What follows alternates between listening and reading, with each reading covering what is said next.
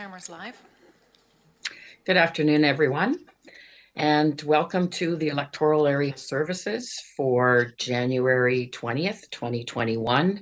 I know that I was glued to my TV today. I'm not sure if anybody else was, but it was a great, amazing event happened with our neighbors. And first of all, I'd like to acknowledge that we are on the traditional territory of the Coast Salish people. And with that, I'd like to have an approval of the agenda. There was two pieces of, I believe it was two pieces of information that has come forward in the last day or so, or even this morning. I'm just making sure that everybody's received them. Okay, so an approval of the agenda, please. Been moved. Seconder? It's been seconded. All in favor? Opposed, if any? Motion is carried. Moving now to the adoption of the minutes of the Electoral Area Services Committee of December 16th, 2020. Moved.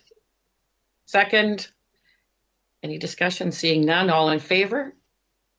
Opposed, if any? Motion is carried. Is there any business arising from the minutes, Ms. Legault? There is not. Public input period, Ms. Legault, do we have any? Thank you, Madam Chair. There are. The first item is from Kristen Tangen-Steffens. Dear Council, my partner Dean and myself are owners of 1150 Stonecrest Way, Lot 5, directly adjacent north and downhill of the property holding the Type C soil deposit permit at 1160 Stonecrest Way. So this is in relation to the correspondence item. We have further questions and concerns we'd like to be highlighted regarding Section 6, Item C11. One of urgent concern, given that we are downhill of this site, is the stability of the soil deposit. It's nearly vertical and 60 feet tall. Given the significant rains, we believe there is imminent danger of this deposit sliding, which would cause catastrophic damage to our vegetation, our land, and pose a significant landslip danger, which could cause bodily harm and property damage. We'd like to see a review by the geotechnical engineer who was listed on the permit and immediate action to mitigate this risk. The deposit has the potential to kill somebody if it were to slip. We have to avoid this area of our property. There's also another number of questions embedded in the letter, so I'll just read them so that you are aware of them. Can this be requested and enforced by the CVRD? 2, the permit holder has been observed placing significant amounts of vegetative material, namely stumps and other plant debris, into a soil deposit pile. We have photographic evidence to support this fact. We expect that this would not be allowed and that it provides a further danger of landslip, as when that vegetative material degrades, it will cause a void within the soil deposit. There's both exposed and buried organic material throughout the deposit. We'd like the vegetative material removed from the pile in short course. 3, we believe and would like confirmed with a legal survey that the soil deposit is encroaching on our lot, or at the very least the base is not 10 meters from the lot line. 4, relating to the suspected marine soil deposit further down the lot line, it is clear that a significant amount of this deposit is encroaching on our land, including a substantial pond of standing water that has turbidity off the scale even possible to read. The suspected marine soil deposit could have been observed prior to the permit being issued. To our knowledge, this deposit was not permitted, nor was an environmental assessment performed. This creates a significant issue to the environment and our property value. If the marine soil was present as an unpermitted dump, why would the CVRD issue a soil deposit permit at this property? Sequential satellite photos from 2014 on show initially that our home was the only property developed in the strata and no soil deposit was present at 1160 Stonecrest Way.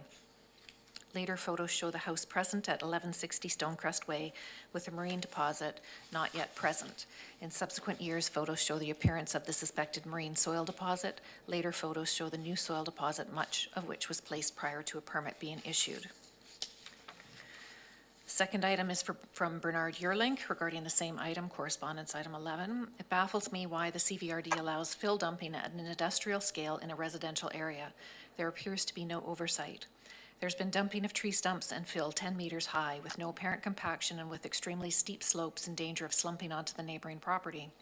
There's been no oversight on whether riparian areas are protected, nor is there a concern by the CVRD that there is dumping of what appears to be marine dredgeate, as indicated by broken seashells. Dredgeate is deemed by MOE to be contaminated soil and requires an MOE contaminated soil permit. These observations reinforce the need for public input into the revision of the current soil deposit bylaw. A revised bylaw should prohibit industrial scale dumping of fill in a residential area and should ensure protection of our watersheds. Further, there's a land titles registered covenant on the strata prohibiting the dumping of fill or any other materials. It also baffles me why the CVRD staff state that the CVRD cannot take into account covenants registered with Land Titles Office when the Local Government Act states, and then he quotes Section 542 of the Local Government Act, which is specific to the Board of Variance. 542 subsection 2, the Board of Variance must not make an order under subsection 1 that would do any one of the following: A, be in conflict with a covenant registered under Section 219 of the Land Title Act or 24A of the Land Registry Act. Clearly, the Local Government Act of BC takes covenants seriously. It is not clear to me why issuing variances must take covenants into account, while issuing soil deposit permits does not allow the CVRD to take covenants into account. The next submission is from Cliff Evans. Dear Chairperson, on this afternoon's agenda is C11, correspondence from Stonecrest Strata, reference commercial soil depositing in a residential area. Members of the Shawnigan Basin Society visited a property next to the landfill site and witnessed blatant disregard for the CVRD 4236 soil deposit bylaw and the professional advisor's recommendations. We tested the turbidity of a pond that receives surface water off the eroding very steep soil deposit site's bank. The turbidity meter went right off the scale as the water was much too dirty to measure. This water drains down the hill and eventually flows into the sandwiched inlet. We also noticed blue clay and seashells, which was obviously dredged from the ocean. That was no surprise, as earlier I had seen the soil spilled out of a dump truck on Goldstream Heights Road, which was reported to MOTI and MCON for cleanup. While we were next to the site, we noticed that there was a very large pile of dumped tree stumps, which are not allowed in a CVRD soil deposit site. We believe the soil deposit license for Stonecrest residential property should be revoked as per paragraph 18 of Bylaw 4236. Remediation of the site should be performed under the constant supervision of third-party professionals reporting to the CVRD soil deposit manager. The CVRD should not issue any more Type C soil deposit permits in developed residential areas and follow the present OCP and zoning bylaws for each area. The CVRD should respect the BC provincial laws such as registered covenants, easements, and building schemes. CVRD Bylaw 4236 should be amended to make it crystal clear that soil deposit permits are not an applicant's right and can be refused at the discretion of the soil deposit manager for Type A and B permits and the board for Type C permits. Commercial soil deposit sites are devastating for residential neighborhoods. I would hope that you would reconsider ever doing this to another neighborhood again. And the final submission is from Susan Kaufman. Good afternoon, Madam Chair. I'd like to speak to items on today's agenda. C11, Stonecrest Estates. Encourage the directors to act in support of the letter writer, dismayed that the soil bylaw may not be meeting the expectation of the public, that the soil bylaw is supposed to protect from man-made intrusions on our ecological systems. The pictures that have been submitted to you tell a story that no neighborhood should have to endure.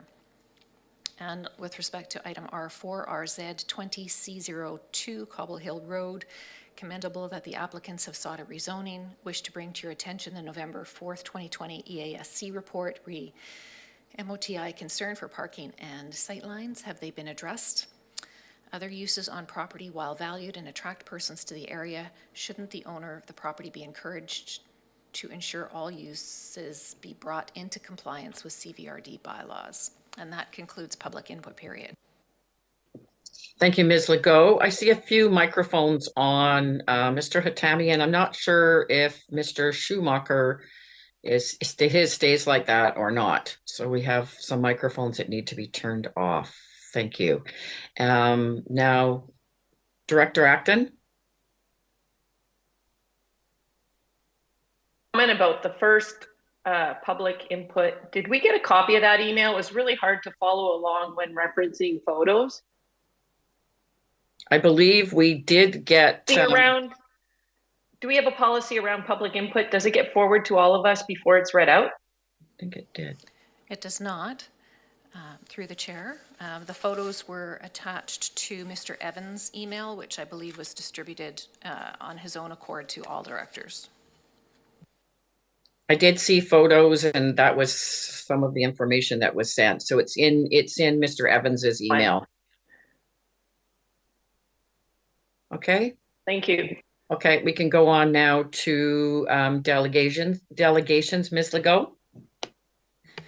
Thank you, Madam Chair. Just a moment while I bring Mr. Gregg into the meeting.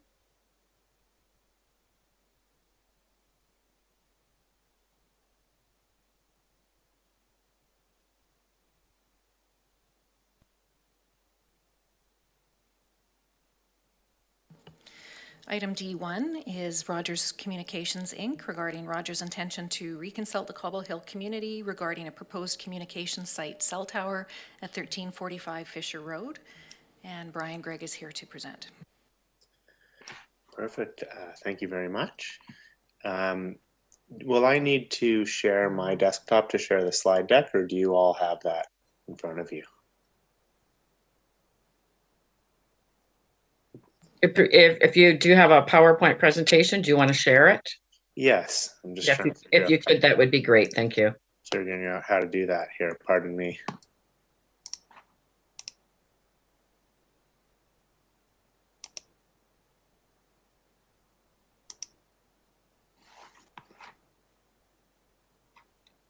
Madam Chair, I thought that permission to share has to be given by either yourself or perhaps Ms. Legault. The permission should be fine. The PowerPoint presentation, I believe, is in your agenda package, but normally our delegates share their screens. For some reason on my WebEx software that I downloaded, the button to share is gray and not clickable. So I'm having to, it's telling me I would have to shut down WebEx and change all of my settings in order to allow that. And I don't know if me leaving the meeting would be terribly a good use of your time. So perhaps what I'll do, if it's okay with you all, is just quickly go through it since you have it. Yeah, go ahead, please. Okay, thanks. Okay, so yeah, again, my name is Brian Gregg, land use consultant representing Rogers Communications. We just wanted to walk you through our intentions for providing better service in the Cobble Hill area.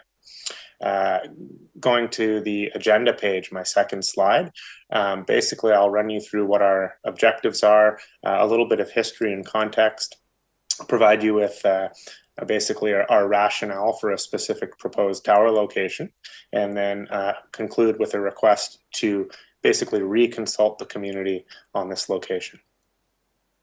Third slide. Madam Chair, I'm sorry to interrupt here. I'm on PrimeGov and I can't see this presentation as an attachment. The only thing is the delegation request. Through the chair, I stand corrected. It was not included as part of the agenda package.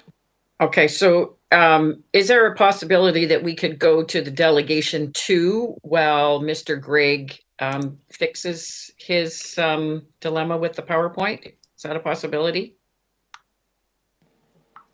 Certainly fine for me. One thing I should note is in another similar meeting, the chair of the meeting was able to share it as well. I don't know if that could be an option in the event that I'm unable to, for whatever reason. Ms. Legault, I'm not sure if our IT can do that. We could. I don't have the presentation. So I'll give that a shot then. So we will go on now with delegation 2 and leave Mr. Gregg to, I think it's important that we all see the presentation. So if we could go to the delegation 2 then, Ms. Legault. Thank you.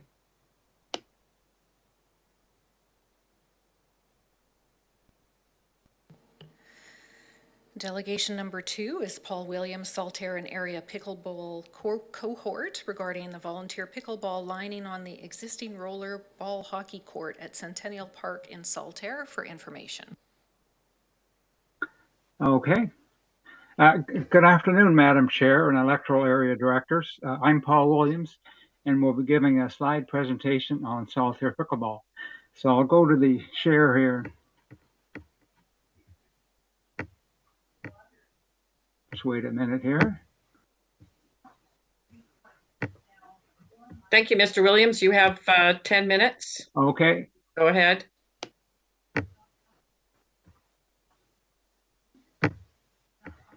Should come up on the screen pretty soon. Okay, I'm just going to present. Okay, can you all see that? Yes, we can. Okay, and I'm loud enough here? Yes, you are. Okay. Our request is to work with CVRD Parks and Trail staff to create pickleball courts on the lower court in Centennial Park.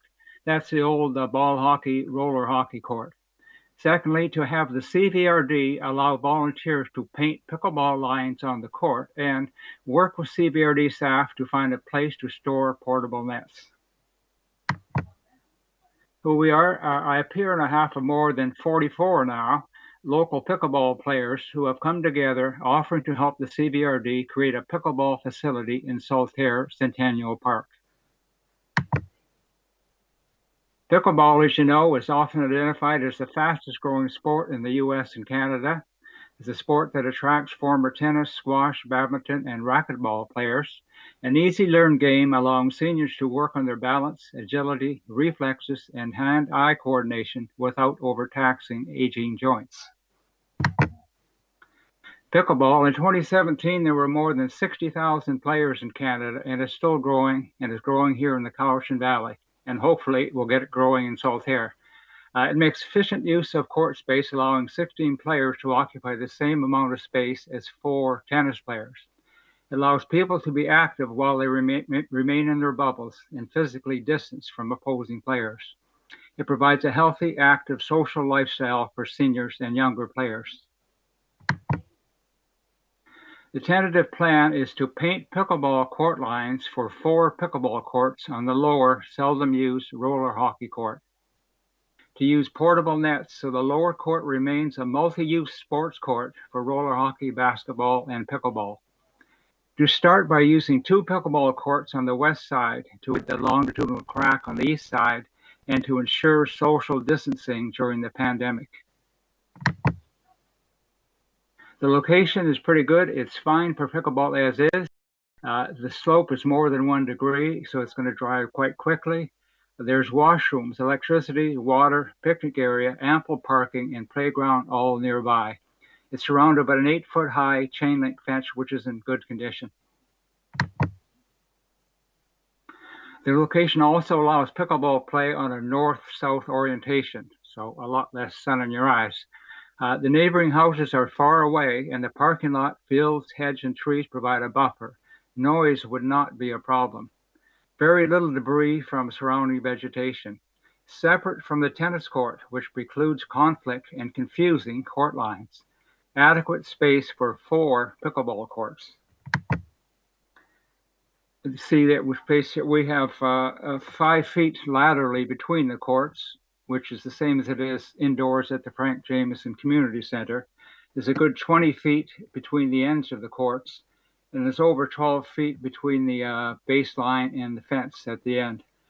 This is probably 4 feet more than there is at Fuller Lake and twice the amount at the Frank Jameson Gym. So there's lots of room to place the existing 2 hockey nets, and lots of room for future players' bencher seats. But at the start, during COVID, people will have to bring their own seating, of course, and their own pickleballs. Pickleball in Saltaire Centennial Park, it will alleviate the shortage of pickleball courts in and around Saltaire. It will help reduce greenhouse gas emissions. There'll be less driving. People will be able to walk and take their bikes to pickleball. It'll attract new park users too and assist in revitalizing the park. And it mitigates social isolation among seniors. 34% of Saltaire residents are over 65. We have a lot of support. In 2019, a door-to-door survey of 279 Saltaire residents found 45 or 16% were interested in the Saltaire Centennial Park pickleball facility. A 2020 Saltaire News and Views request for expressions of interest in the Saltaire Centennial Park pickleball facility drew 28 responses, almost all of which expressed interest, provided it did not result in dual purposing the existing tennis court. Support a 2020 request for expressions of support for pickleball courts on the roller hockey court resulted in 30 supportive emails representing support from, well, now 44 individuals. So far, 8 individuals have offered to do the physical work. Bill Hutchinson, a retired professional surveyor, has volunteered to lay out the courts and lines. We now have $800 unsolicited pledges have been received.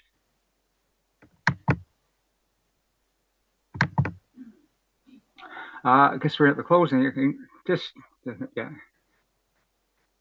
In closing, I urge the Electoral Area Services Committee to consider our proposal to work with us and provide this exciting new local facility. Thank you for listening. I'll close this if I can here. Thank you, Mr. Williams. There we go. Okay, we're back. I'll get this sharing. I'll stop sharing here. A sec here. Okay, if there's any questions, I'll do my best to answer. Thank you so much. I see one hand up. Go ahead, Director Smith.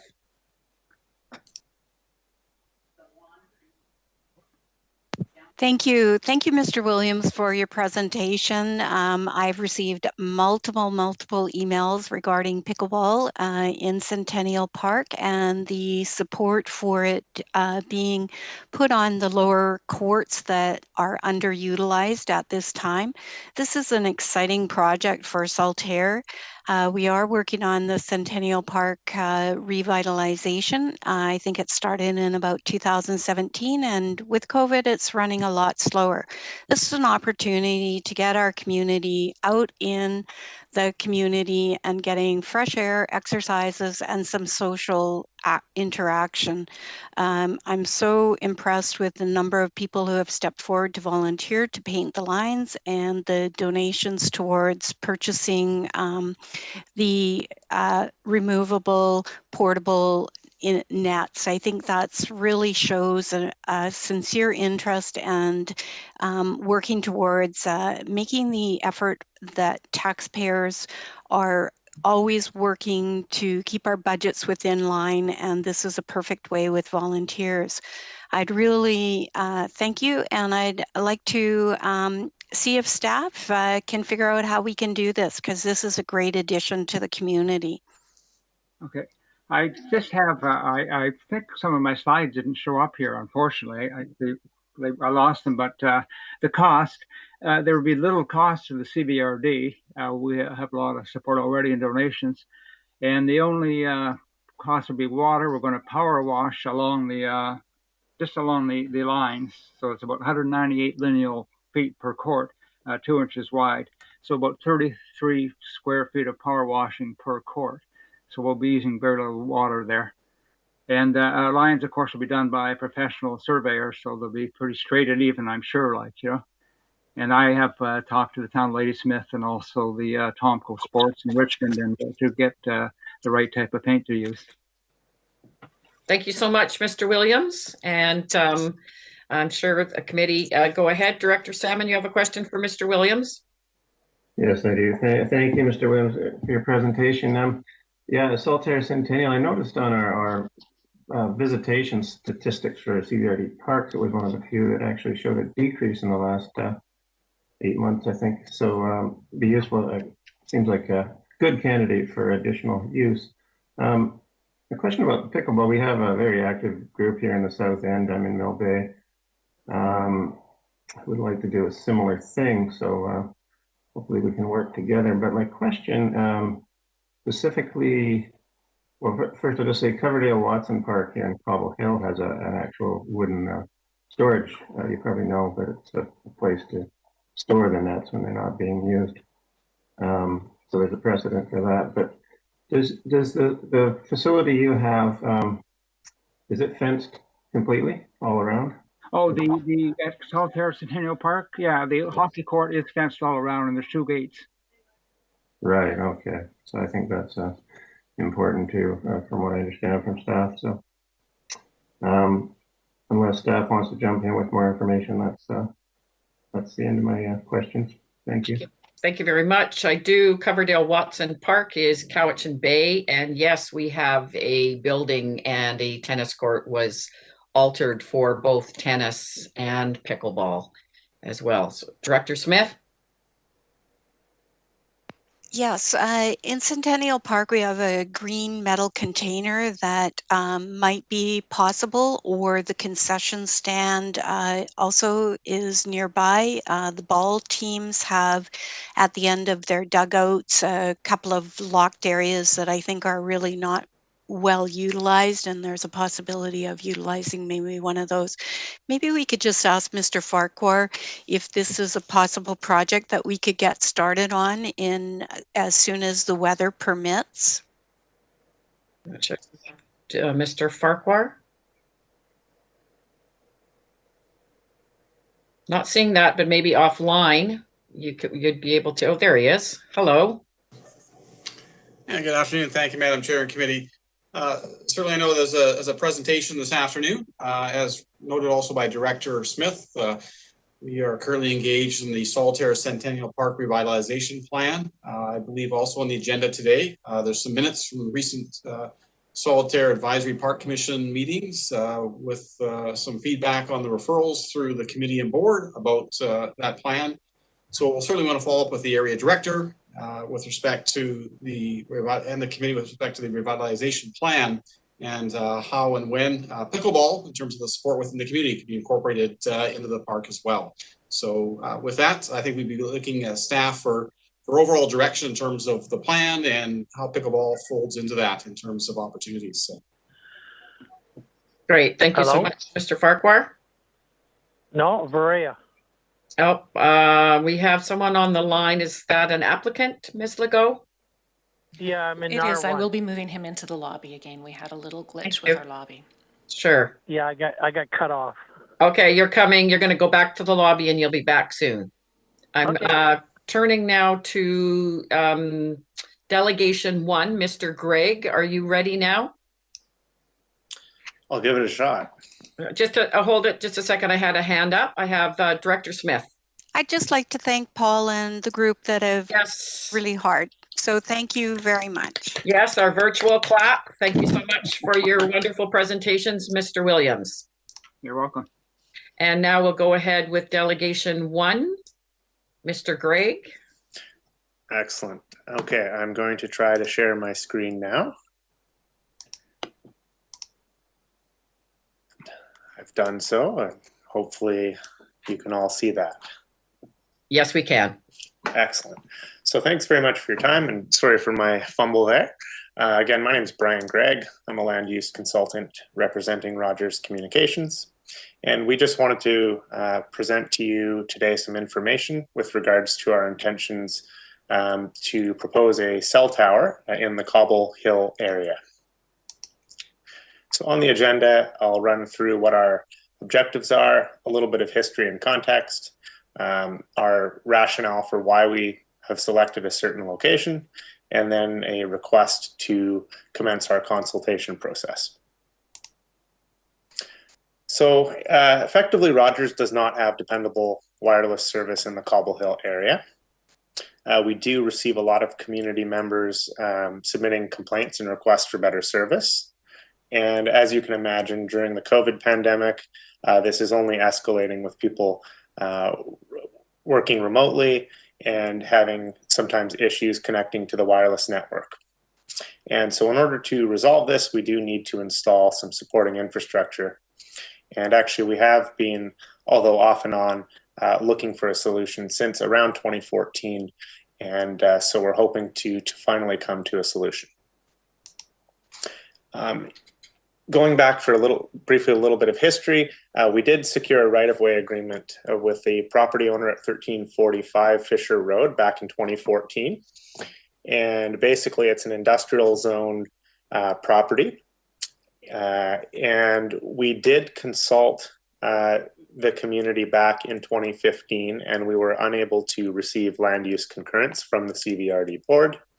And I think one of the reasons, perhaps at the time, was that there may have been a perception that we could have instead co-located on the existing TELUS tower that is located at the Rona property. But in fact, that tower is only tall enough to support one carrier above the tree line. And so we have explored that in great detail. And unfortunately, co-locating on that tower is not an option.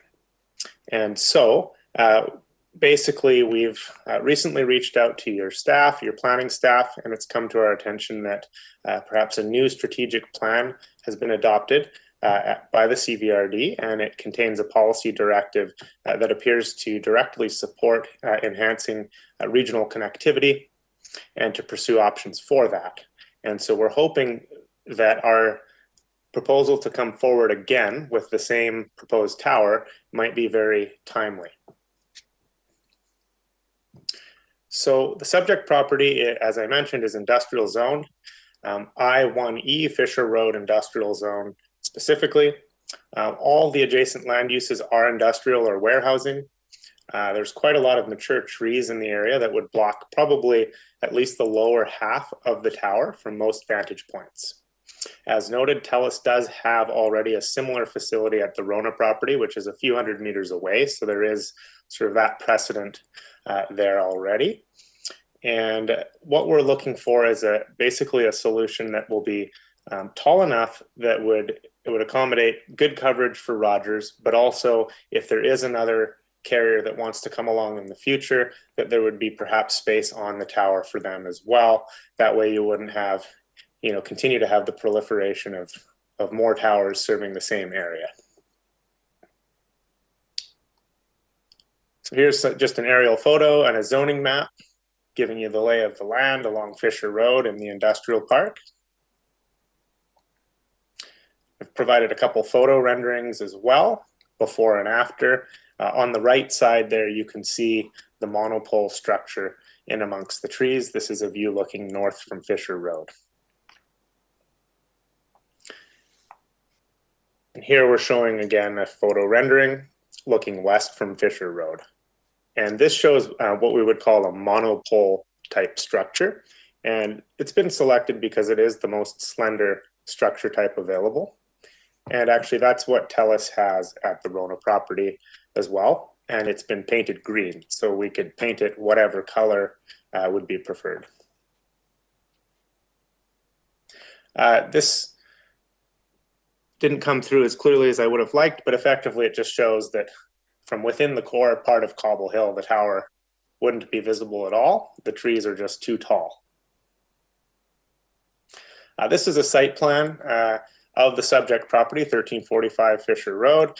And I realize it might be a little hard to see, but Rogers compound is in the rear, basically right beside some tall mature trees that are on the adjacent property.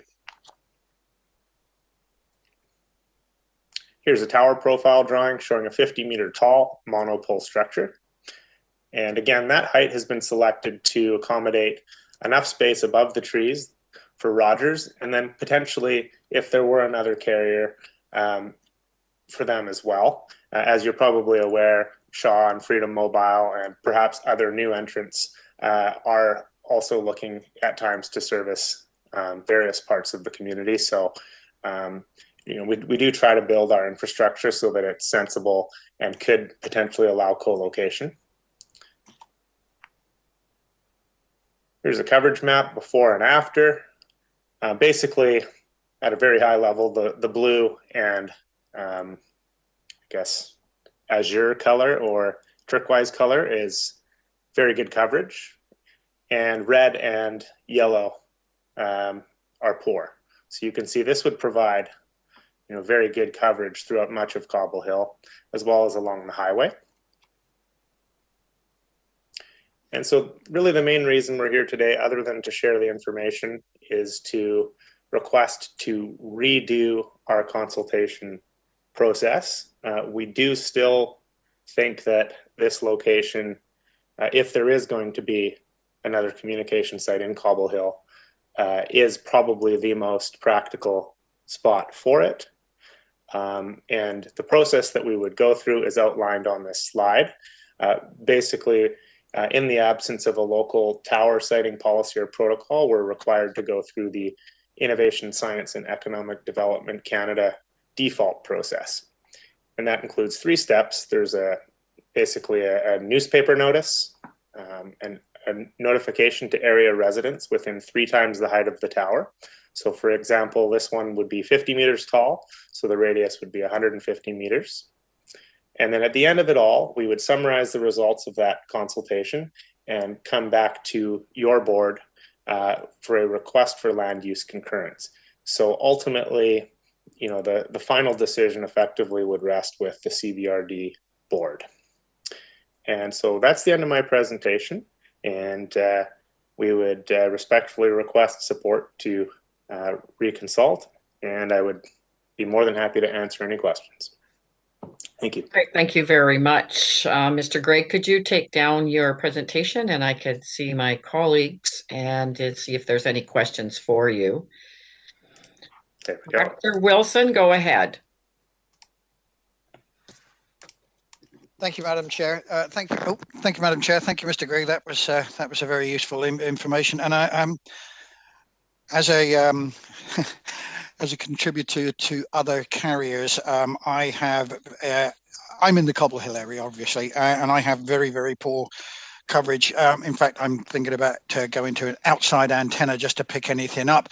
But I'm interested to know about your carrier sharing here, because the carriers that I have, as I say, are poor coverage. Have you been, I know you were in the early stages, but what would be the chances of the carrier sharing happening? And I'm asking mainly because, as we know, the amount of working from home right now has increased manifold, and that's probably the best way to put it. And as you well know as well, we're subject to power outages, and even though I have a standby generator, unless I've got a signal, that is not going to do me any good whatsoever with sharing. I'm interested, I didn't realize there was a TELUS tower at Rona, but it's on a low level because I can't see it listed anywhere, and I've tried to pick up the signals, but basically thank you for that. I hope to see some carrier sharing going on once and if this goes ahead. Thank you. Yeah, my pleasure. Thank you. Pardon me, would you like me to respond? Yes, please. Okay. So how it works for all of our sites is through the federal process with Innovation, Science, Economic Development Canada. I will call them ISED from now on because it's a mouthful. We are required, all the carriers are required to consider applications for co-location or tower sharing. And basically the reason for that is to somewhat force cooperation among the competing carriers. And so, it would be up to any third-party carrier to apply and to express interest in that, and then we would be required to look at it. And really the only reason it wouldn't happen is if it were disqualified for some technical reason. Maybe it wouldn't work for their network. Each company sometimes has different network designs and so on and so forth. Or if, like in the case of the TELUS tower, we're built not tall enough so that we couldn't offer them antenna positions that are high enough on the tower to see above the trees. But what we're trying to do is build the tower of a sufficient height so that there would be space for another third party. And so just for example, the TELUS tower is only 40 meters tall. And this one, what we're proposing is 50 meters. So it gives that extra 10 meters of space where, there would be enough, we think there would be enough space above the tree line for another provider if need be. Thank you. I have a little bit of a speakers list. Let me know if I have Directors Acton, Morrison, and Nicholson. Have I missed anyone? Go ahead, Director Acton. Thank you, Madam Chair. I'll try and be brief. Thanks for your presentation. We definitely need better service in that area and beyond. My question is, are there regulations about how close it can be to a school? Yeah, so there are no regulations to the best of my knowledge, at least not through what we would consider to be the relevant policymakers through our federal process. So the short answer is no, there are no such regulations. How it works is we are required legally to adhere to Health Canada's Safety Code 6. And this is the safety code that basically regulates all radio communications infrastructure and even equipment. So that includes what we're proposing, a cell tower, all the way down to baby monitors and the Wi-Fi router that might be in your home and so on and so forth. We have to comply with this safety code and demonstrate that on all of our sites. And as long as we comply with that, it's deemed to be perfectly safe. And so based on that, there are no setbacks from any particular type of land use, whether it be a school or a hospital or what have you. At least, well, so there must be a certain distance that, sorry, follow up, Madam Chair. Is there a certain distance that is exponentially less radio waves? At what point is that? Yeah, so generally that regulation, as you can imagine, is most pertinent for workers that actually climb towers or work on rooftops where our antennas might be situated. And so with every, as I understand it, with every meter that you're set back from and being basically directly in front of an antenna signal, the signal strength exponentially decreases with that unit of distance. And what we find is actually towers, although in theory may have an aesthetic impact depending on how they're sited, are actually really the safest type of an installation because they're quite tall, and the distance that they're set back away from inhabitable spaces is therefore quite large. And we would be easily able to demonstrate that we'd probably be operating at a small fraction of the safety code. Oftentimes we're hundreds of times below the limit. Thank you.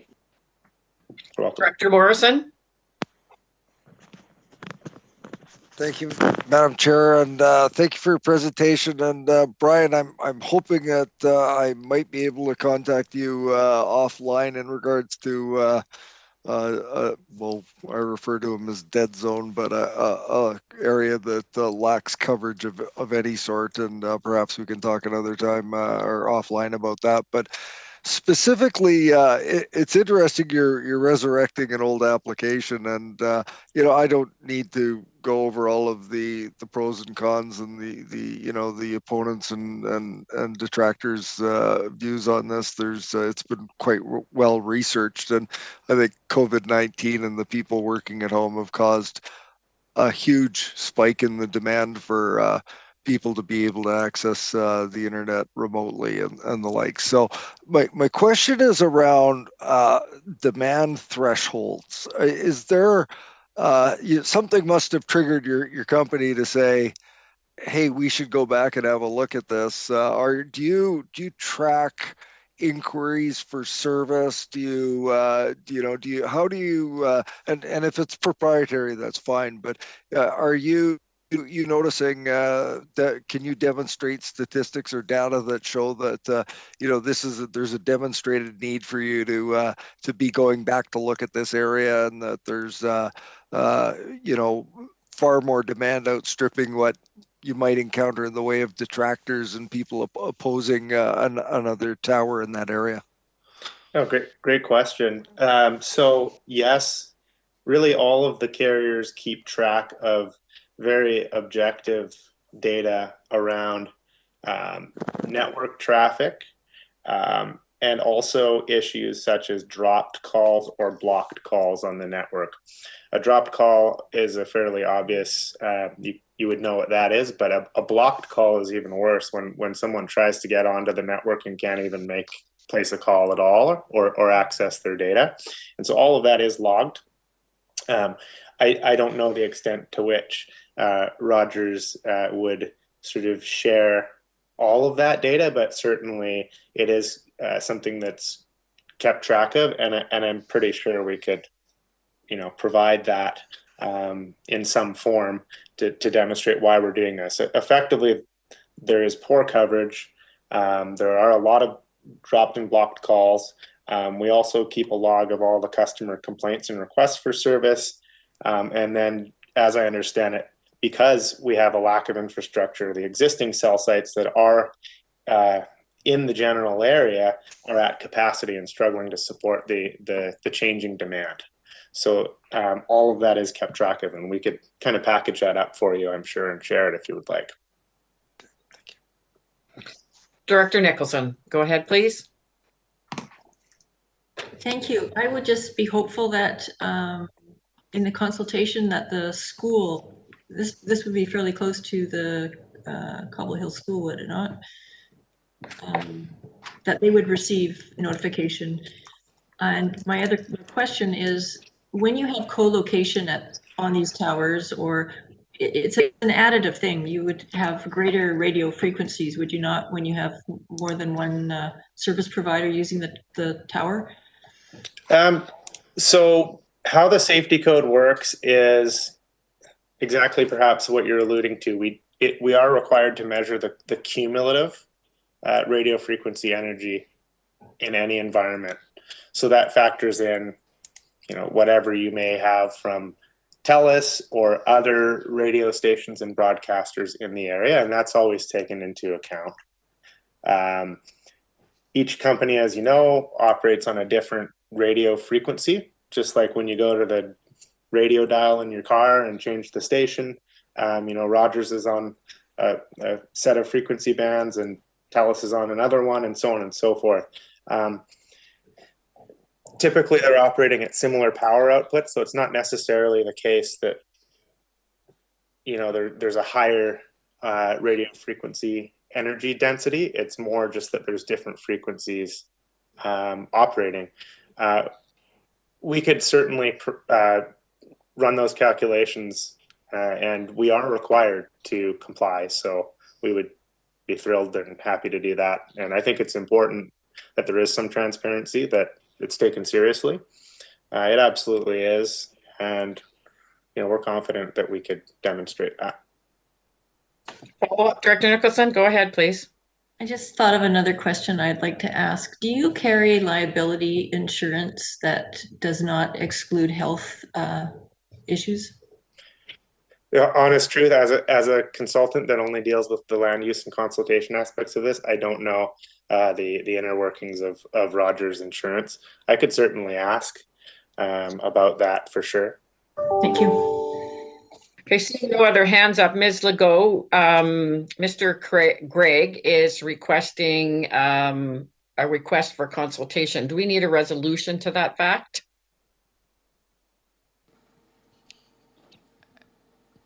I will ask him whether he needs something documented. I don't think that for our purposes with ISET or the federal body we deal with, we don't need a formal resolution. That would really come later when we come back at the end of a consultation and ask for land use support or concurrence.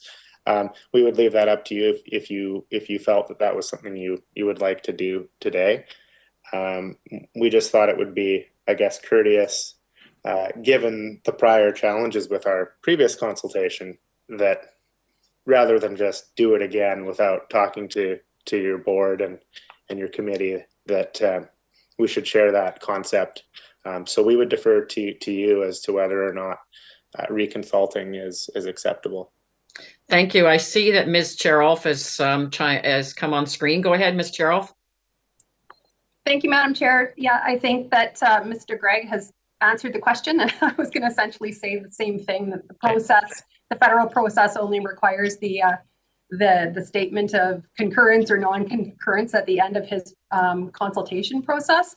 Certainly, there's no harm in making a resolution to proceed with consultation, but it's not required. And certainly, if any directors, have any concerns, I think that he would be probably happy to hear those sooner rather than later. Thanks. Okay, well, thank you very, very much. I'm not seeing any other hands up, and thank you for your presentation. Thank you.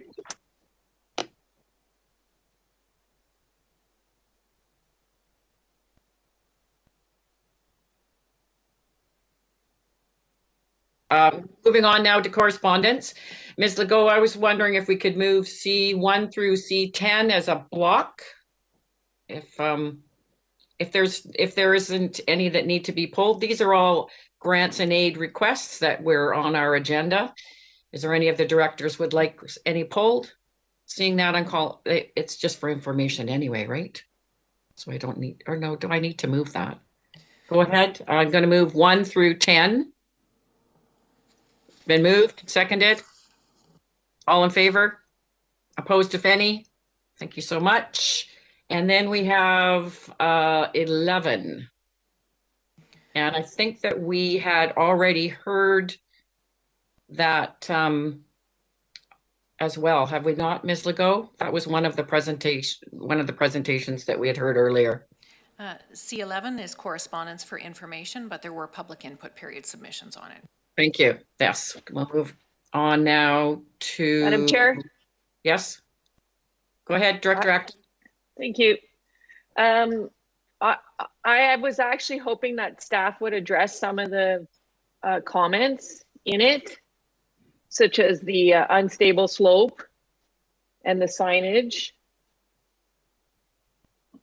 Is there anyone from staff? Is part of it. Thank you.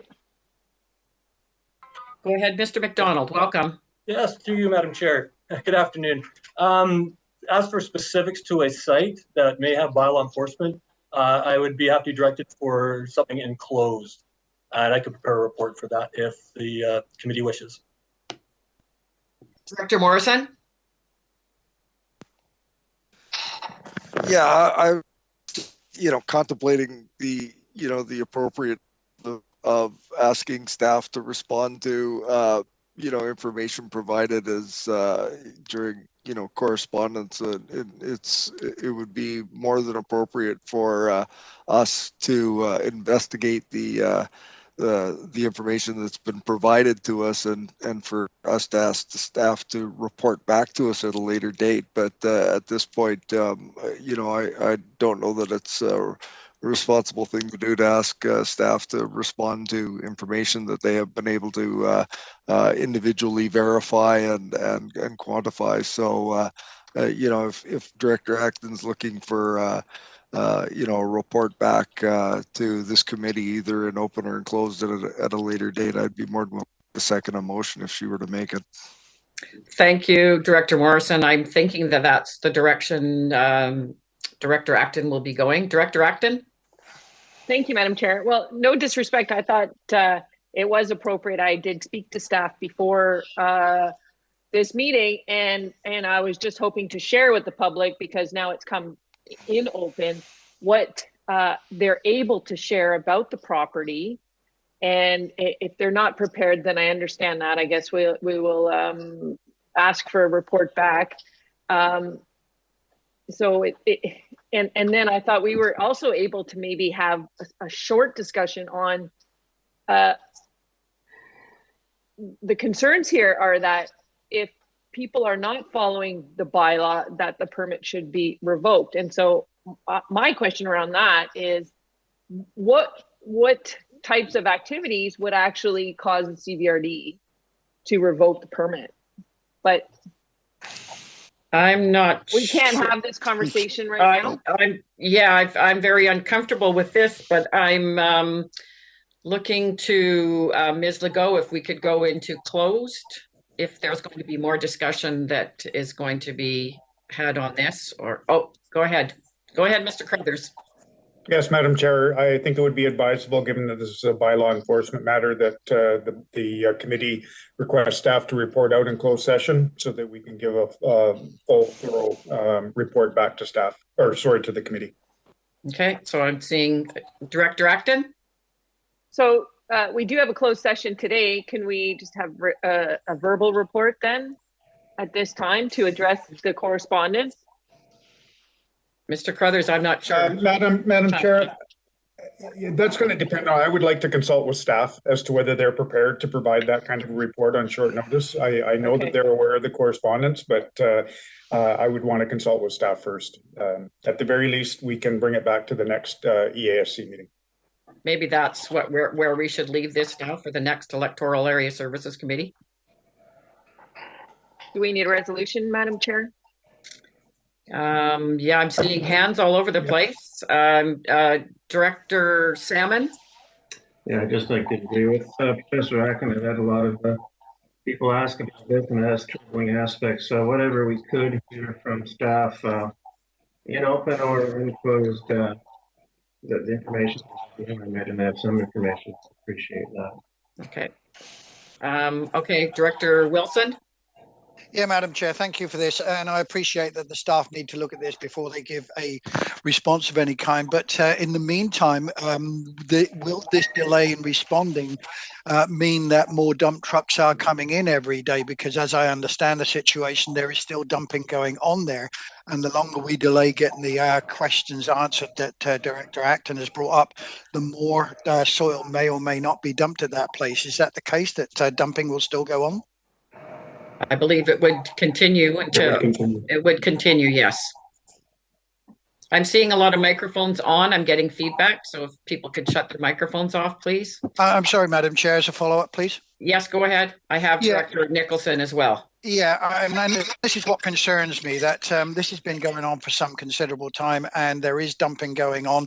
Until we get a definitive answer on this one, then we're just going to be continuing dumping there. And the worse the slope, as I understand it, the deterioration may happen. And I see Mr. McDonald out there. Let's come on in. You know what we need to hear. Mr. McDonald, go ahead, please. Through you, Madam Chair, can I make a suggestion? I'm not sure the exact protocol, that you are able to go into closed now. And I think I can shed some light that may help the directors. And then this could be also given as a direction for staff to bring another report forward. However, I think there's some information that could be shared now. Ms. Legault, could we do that? Through the chair, given the constraints of our virtual meetings and the number of individuals in the session, I would prefer that we wait till the closed session that is scheduled at the end of the meeting.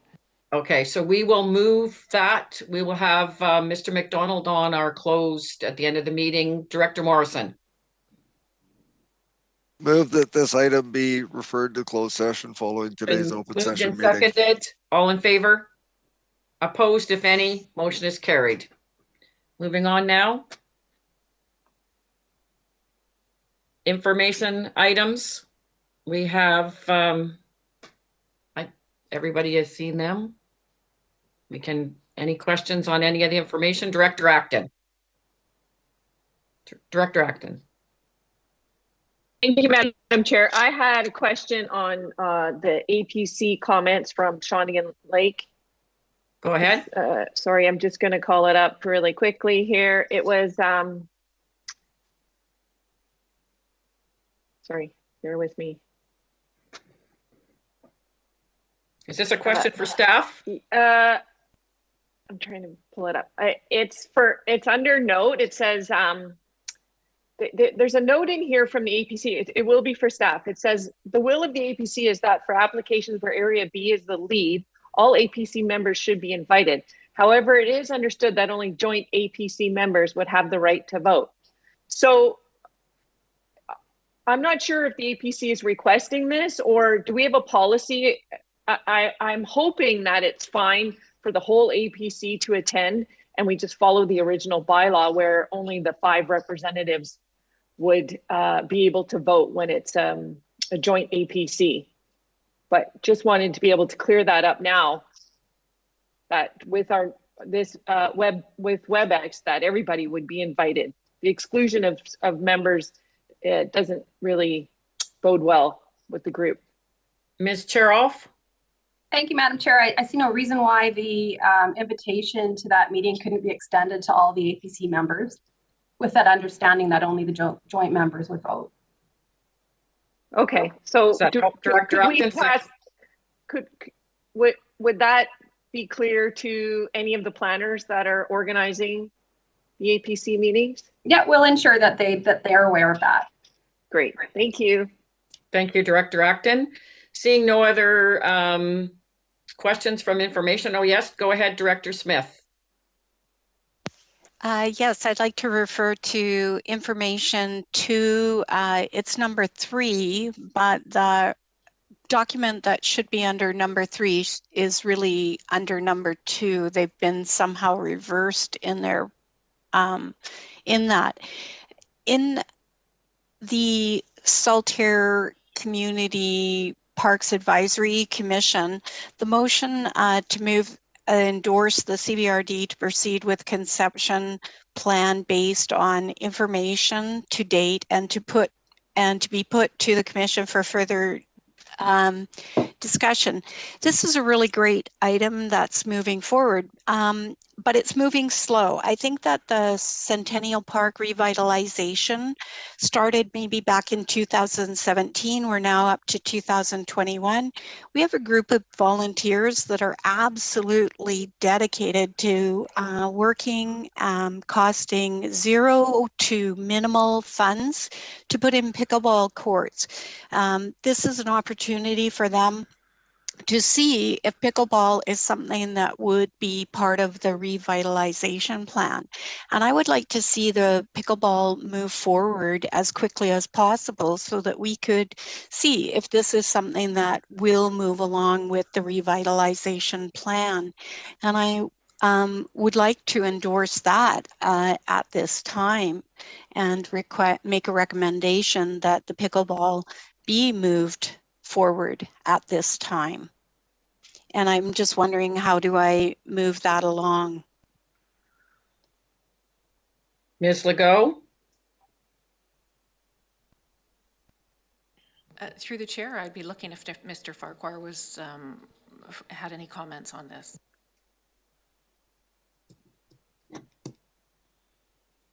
Mr. Farquhar? Thank you, Madam Chair. Yeah, as you'll note in the minutes from the Advisory Commission as well, they're supporting on proceeding with working on the revitalization plan. As the committee may recall, last year this was brought forward with a few options based on, as Director Smith has said, it's been taking a bit longer than one would normally expect for completing a plan of this nature, given our hold up with ability to engage fully with the public this past year. Through the committee and the board, this matter was referred to the commission. They have supported, as noted in the minutes, proceeding to develop a concept plan to take out to the community rather than engage in further consultations. So certainly, I think it's twofold. One, staff would certainly be looking to the committee to support the commission's recommendation to you, so that matter can go to the board so that we can get back on with completing the plan for the park. Secondly, if there's interest amongst the committee prior to completing a plan with the community for Solitaire Centennial Park to incorporate a new activity in the park, in the sport courts, that being pickleball, we'd be looking for direction from the committee and the board on that as well. So you're looking for direction. Director Smith is giving that direction as a recommendation now. Go ahead. Yes, I recommend that the Area G Parks Advisory Commission be able to give direction with regards to the pickleball. Thank you. I have hands all over. Are you seconding the motion? No, not seconding. It's been moved and seconded. Any discussion on this? I had hands, Director Kuhn and Director Morrison.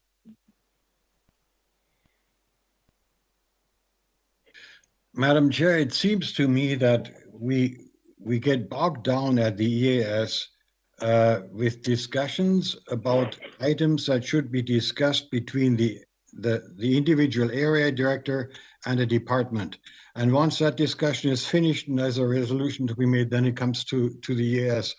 We seem to be having discussions here that shouldn't be taking place at EAS. If I have a request from my Parks Commission to do something, I'll discuss it with the Parks Department, and then once we get to a conclusion, yes, then it comes to EAS. But to have these discussions going on here, like now we're looking for a resolution just because we had a presentation done this morning, and it'll be an ad hoc resolution. Oh, okay, let's do this. Director, I just don't agree with that. Well, Director Smith needs a resolution from the board in order to move this forward. So she's bringing this resolution forward here so that it could be taken. She's moving this forward. I think she has every right to do that. I'm seeing other hands up. If I need to be corrected,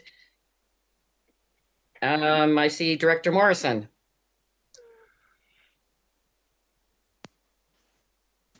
Thank you, Madam Chair. And much along the lines of what Director Kuhn has stated, I'm really kind of at a loss here. When the community was approached about pickleball in one of my community parks, a presentation was made to the Parks Commission It was put on the list of work to be done in the next year. The lines got painted, the nets got installed, and away we went. There was no presentations to committee, no presentations to the board. There was and if we were to proceed on this base, where we're going to now put a priority, it doesn't matter whether it's Saltaire or any other community, ahead of others, I think we should at least have staff telling us that if this is going to be a priority, another one is going to be shuffled off the pile. So there's a lot of extra steps going in here for something that should be very simple and probably not even involve us. I'm seeing that it is in the resolution, the director, it is in the parks minutes. The director is bringing it forward and pointing it out so that she could have it moved forward. And we'd already seen the presentation. So I'm not seeing that there is a problem with this, but Director Smith, go ahead. I do think Sierra was ahead of me. Okay, Director Acton, go ahead, please, and then Director Smith. Thank you, Madam Chair.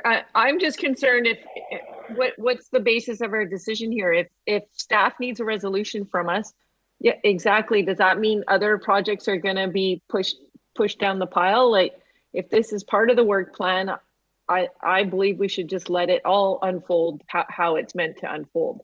This is not a fire alarm situation. Thank you. Mr. Farquhar, is this in the work plan and this is something that we don't have to discuss right now? Thank you, Madam Chair. So for staff direction to proceed with completing the Saltaire Centennial Park Revitalization Plan, given through the board, the direction was to refer the matter to your advisory commission in Saltaire. In your minutes today, they have come back with a motion for consideration, which is to proceed with completing a concept for taking back to the community for the park. So certainly as at staff, in terms of our work plan, we're looking through again to the committee board for your commission's advice back to your motion back to you, so that we can proceed to get on with completing the plan. So that is one thing that we are certainly looking for based on what's in your agenda today. With respect to pickleball, as I mentioned earlier, we would be looking for further direction on that. If there's a desire to see that proceed prior to completing the revitalization plan for Saltaire Centennial Park as a new activity in the park.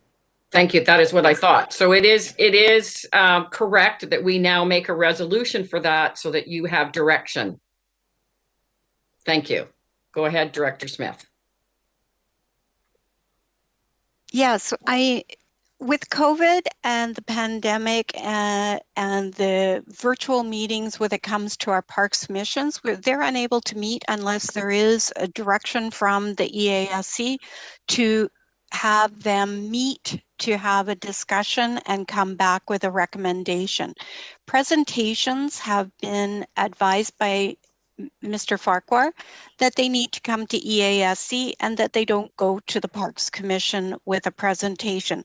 So we seem to be in a bit of a flux with all the things that are going on with our Parks Commissions. And this is definitely an opportunity for the Parks Commission to move on this and get people out and active within our community with all the volunteers that have stepped forward. This is a perfect example of community and staff and directors all working together to accomplish something that will improve the well-being of those and also get people out and get them active and utilize something that's totally underutilized. So I'd like to continue with the motion that it be referred to the Area G Community Parks Advisory Commission for their recommendation. Mr. Crothers. Yeah, so thank you, Madam Chair. I'm just trying to get some clarity from Director Smith with regard to her motion essentially is to give staff direction or to give direction to make this pickleball installation a priority. Normally, if we're going to involve volunteers, it would go through our Parks Department and they would coordinate the volunteers. I'm just trying to get clarity from Director Smith. Is she suggesting that the Parks Commission take this on, or is it being referred to staff to work with the Parks Commission? Director Smith. Well, because I've had so many different directions given by staff in how some of these presentations work, how we get something on the table, I'm trying to work there to accomplish something within the Area G on a very underutilized court, something that the lines could be put on quickly and it wouldn't involve a lot of staff time. If you have an idea of how we can accomplish this with all of us working together to move this along as quickly as possible and see if this is a good trial opportunity for us. So maybe, Mr. Crothers, you have an idea of how we can accomplish this? Do you want me to speak with Mr. Farquhar? But then how do I get it back to my commission if we don't have a recommendation from here for them to make a recommendation? I mean, it's a big circle. So I'm looking Mr. Crothers. help. I'm just going to suggest that Director Smith deal with our Parks Division and have a conversation with them about the appropriate way to move this forward. I don't think this is the appropriate place to have an operational discussion. I think Mr. Farquhar and I can get involved if Director Smith wants to, but I think we can very quickly chart a path forward and bring something back to this committee that's had an opportunity to be fleshed out with staff. We would like to support Director Smith in getting the job done. We should just follow the proper process, and I would suggest that Director Smith talk to our staff. Thank you so much. Is that sufficient, Director Smith? Okay, so we can move on. Now, I had other hands, but I'm sure that we cleared this up unless Director Nicholson, you had more questions on this. I had one question, which is a little slightly peripheral to it. When we were doing the budgeting, maybe Mr. Crothers or someone would remember, but I can't. When we were doing the budgeting, did we maintain funding for the volunteer coordination activities? Who could address that? I'm going to refer to Mr. Farquhar for that. Mr. Farquhar. Answer. Thank you, Madam Chair.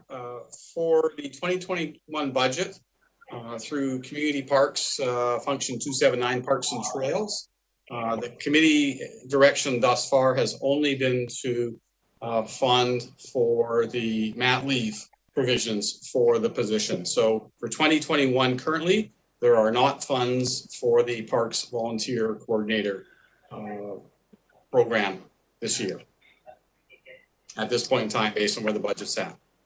Thank you. For electoral areas. Okay.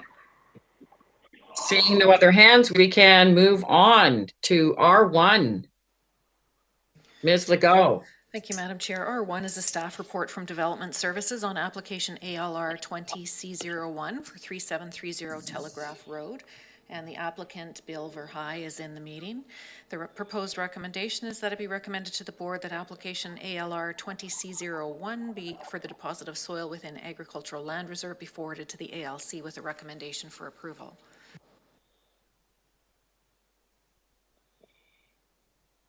Your microphone is muted, Madam Chair. Go ahead, Mr. Limshu. Thank you, Madam Chair. I'm just going to share a presentation with you. Thank you.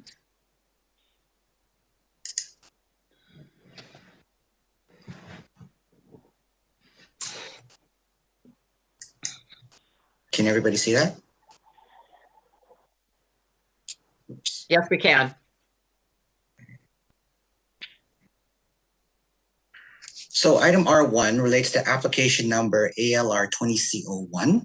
The subject property is located at 3730 Telegraph Road.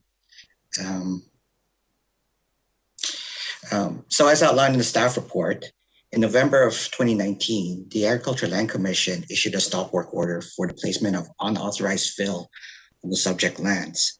The ALC stated that the deposit of unauthorized soil, it contravenes the provisions of the Agricultural Land Commission Act, Section 21, non-form use of land without authority. The applicant has indicated that over the past 8 to 10 years, approximately 2,160 cubic meters of soil has been placed on the north half of the property. So the site plan that you see before you outlines where the soil has been deposited over the 8 to 10 year period. No agriculture activity is actually taking place. The purpose of the application is to receive consent from the CVRD board to forward the application to the Land Commission for the authorization to keep the imported soil on the property. So the property owner has made a formal application to the Land Commission, and thus a referral has been sent to the CVRD. In support of the application, the applicant provided information related to soil, what's called soil importation plan. So it talks about the amount of soil that's been placed on the site to date. There's also information from the applicant's consultant commenting on the soil capability. So there's a report on the soil capability that's done. Staff also reviewed the application in the context of the soil deposit bylaw that came into effect in 2018. The long and short of it, and reviewing the information, the report presented by the consultant for the applicant indicates that the soil class for the property has actually been improved from class 4 to class 2 PA, which certainly leads to improving the soils for the future development of an organic farm for the site.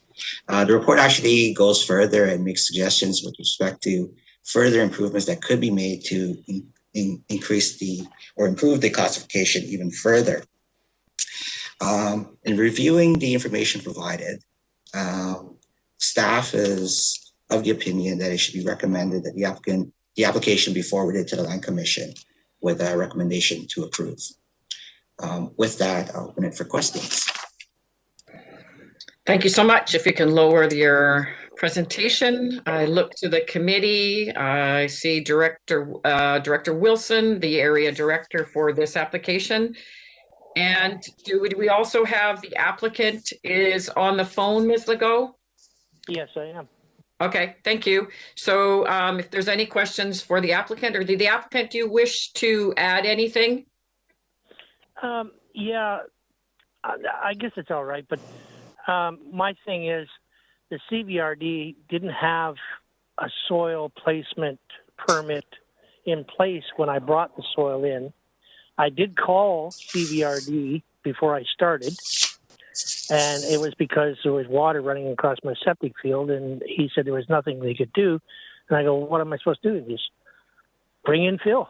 So that's what I did. I didn't know nothing about ALR at the time. Okay. I moved up from Langford. I've been dealing with water coming from everybody else's property and spending thousands of dollars on catch basins and piping and stuff like that. All the soil that was brought in was from little jobs in the exact area that I'm in. Like I got some from Arbutus Ridge when they dug the foundation. The guy did a garage and he had a bit of gravelly soil. He brought it here. And that's why it took so long. I didn't pay for anything. It was like, if you have clean fill, I'll take it. The soil was already in before they got past that we needed a soil permit. But I have a nosy neighbor that moved from the city and does not like agricultural land for some reason and what we can do with it. And they have phoned and complained about it. The soil that I was putting on at the time of the stop work order was the soil that I took off the field. I took the topsoil off the field and stored it, and then was putting it back down.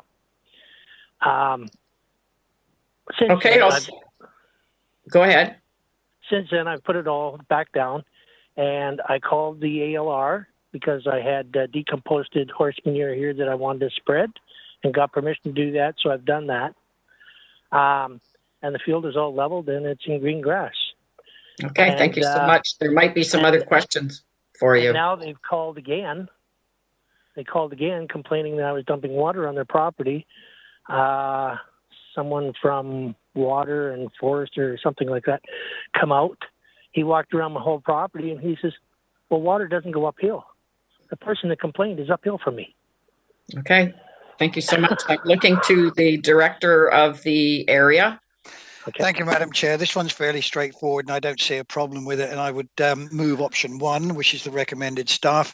And I can read that out for you if you like. Ms. Legault, I think already read it. She already read it. Okay, I move that recommendation. Okay, it's been moved and seconded. Are there any other questions? I'm going to call it.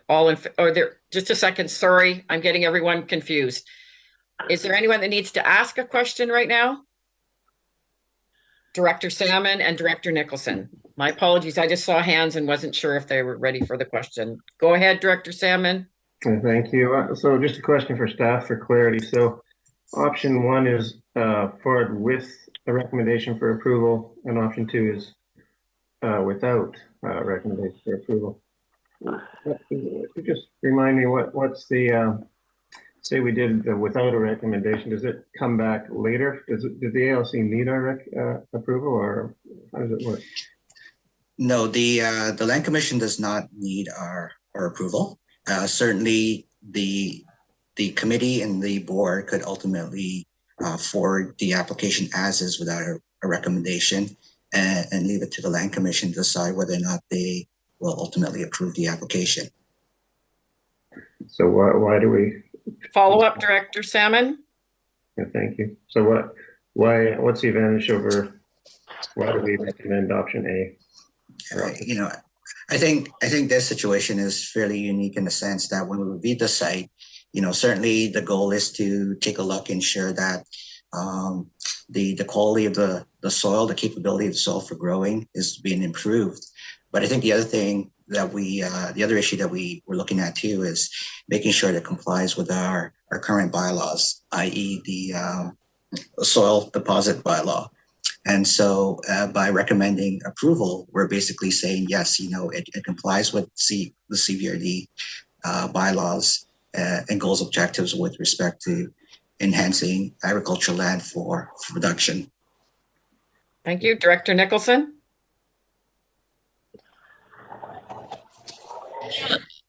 I am not comfortable with recommending to the ALC. I think that they are responsible for doing due diligence on the quality of the soil. Soil classification capability classes are about don't speak to the whole issue of potential contamination. And I think that needs to be explored. I think also there's some questions around drainage, obviously, in this area and I couldn't find any particular information in the reports from staff. So I really think it's the Agricultural Land Commission's job to investigate that from an agricultural point of view, and we're not the experts. And so I would prefer to send it on without a recommendation. Director Wilson. Thank you, Madam Chair. I've lost track of the number of times when we've been told that we have the experts on the staff and we should believe what they say. They've done a huge amount of work on this, and they've come forward with a recommendation with what they know on local language. And we are saving the ALC a lot of messing around. They can come back and refuse it. Of course they can.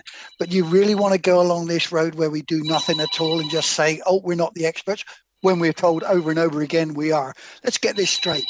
Staff have made a recommendation. I think it's great. Let's go with it. Stop messing around.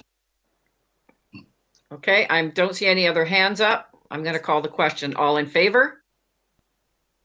Opposed, if any? There's one opposed. Motion's carried. Carry on to R2. Does that mean it's passed? Yes. And that will go to the board for approval. So that will go to which that'll go to our CVRD board. What date is that, Ms. Legault? It goes to ALR first. 27th of January. But does that not go to the ALR with the recommendation they have to approve first? Be approved by our board and then. Okay, thank you. Just giving him a timeline. Thank you. Moving on now to R2. Thank you, Madam Chair. Item R2 is a report from Development Services on application DVP 19H01 for 5139 Christie Road. And we have the applicant Wade LaHaye in the meeting. The recommendation is that it be recommended to the board that development variance permit DVP 19H01 be issued. Okay, go ahead, Mr. Limshu. Thank you. I'm just going to share my screen again.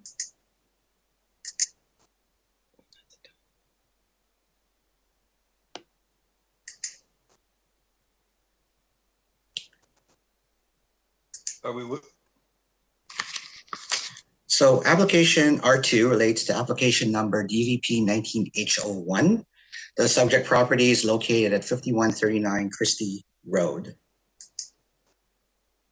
The location plan that you see before you gives you an indication of the subject property and its configuration. Christie Road is the frontage road. There's also a private right-of-way owned by Mosaic along the back of the property, and this will come in. This will be pertinent in a few minutes. The applicant has expressed that he wishes to subdivide the parcel into two. And so in preparing his subdivision plan and having the surveyors go out, it was confirmed that the existing building on the property encroaches into the rear yard setback. And so the variance is to grant a relaxation of 0.8 meters for the variance to effectively legitimize the existing building that currently sits on the property. Because it's a variance, we do send notices out to adjacent property owners. And as I mentioned previously, there's a private right-of-way that runs along the back of the property, which is owned by Mosaic Forestry. Mosaic's response indicated that they were concerned about the potential for creating a hazard or conflict with respect to this variance. And so in reviewing the comments, staff is recommending that as a condition of the variance, that a fence be constructed along the rear property line to ensure that that concern with respect to potential hazard is reduced. So I think with that, I will open it up for questions from the committee. Thank you. Are there any questions for Mr. Limshu? Seeing none. Is there an applicant? Oh, we have Mr. Lahaz. Would you like to add anything? All I'd like to put in is about the fence. When I put in for the application and the things that I had to do, I had to take the back deck off and the back stairs off at a cost of like $10,000 and move them in because the on your setback of 4.5 meters, you're allowed 2 meters for overhang.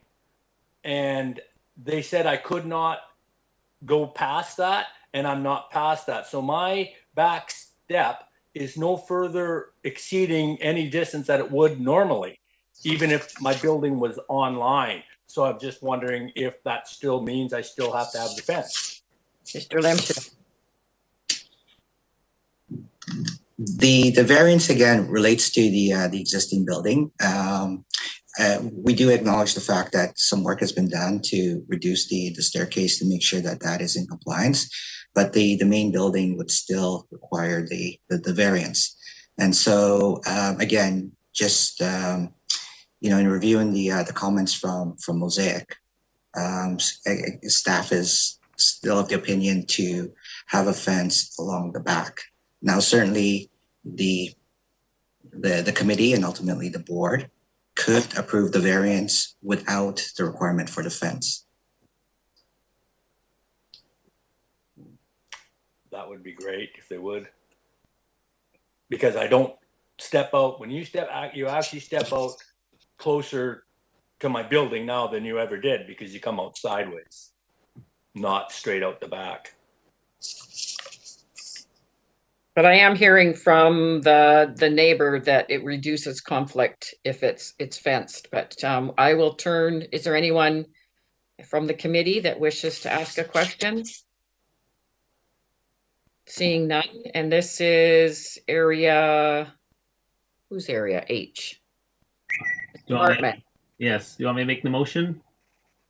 Yes, if you don't have any questions, and go ahead. Well, I do have. I have a question, and it just goes back to Frank or Mr. Limshu regarding. Can you just clarify on what it is that Mosaic is asking for, or what their concern is about having a fence in place? Well, the Hall Road is in use, and there's depending on the year, time of day, it's fairly busy along that road. I think from their perspective, they're just concerned that this could potentially create a situation where it's unsafe for the folks that are entering and egressing the existing building. So I have. Is there a follow-up, Director Martman? The main entrance to my building is the opposite side. That's just the back door. Yeah. The main entrance is inside my yard, coming from Christie Roadside. Mr. LaHosse, just a sec. We follow-up. have a few other people that have a question to Mr. Martman. Sorry.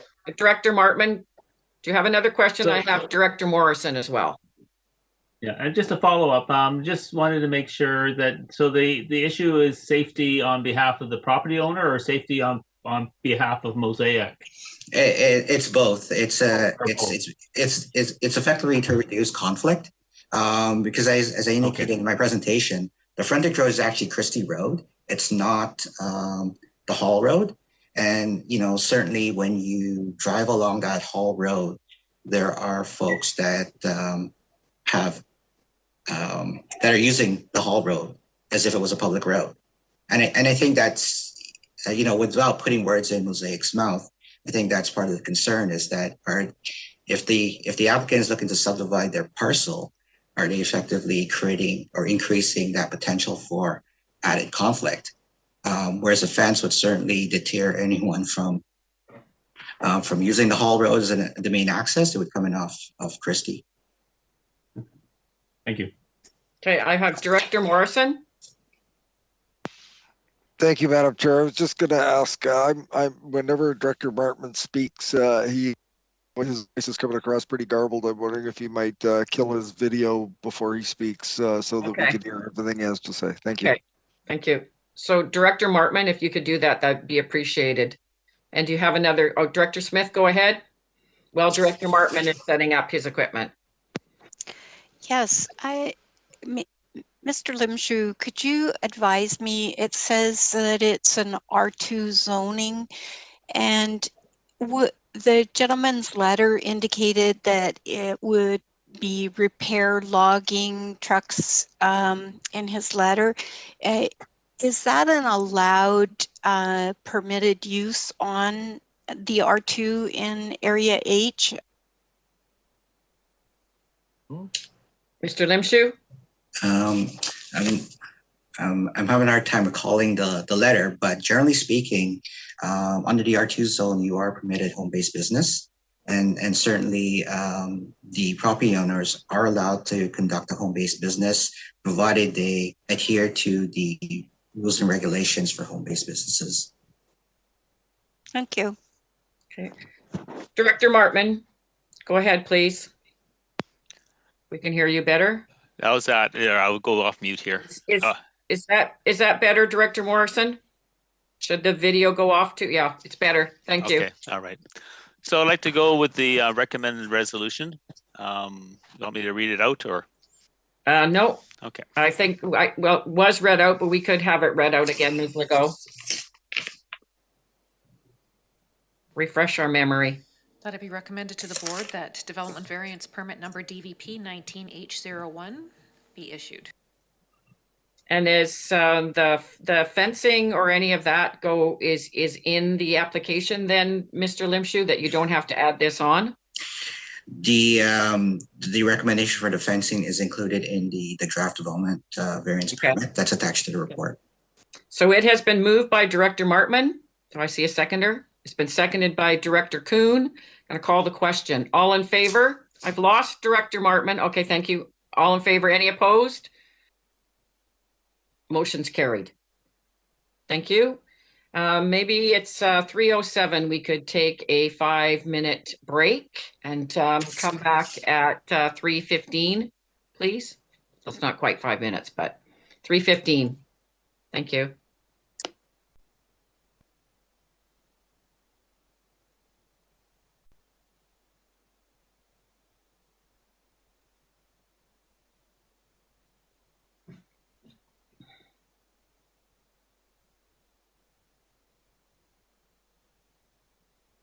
Cameras live. Okay, welcome back. I believe we are on R3 now. Go ahead, Ms. Legault. Thank you, Madam Chair. R3 is staff report on development permit 20C07. And the recommendation is that it be recommended to the board that development permit DP 20C07 for PID 000491233 Fairfield Road be issued. Thank you. Mr. Limshu, welcome back. Thank you, Madam Chair. I'm just going to share my screen with you.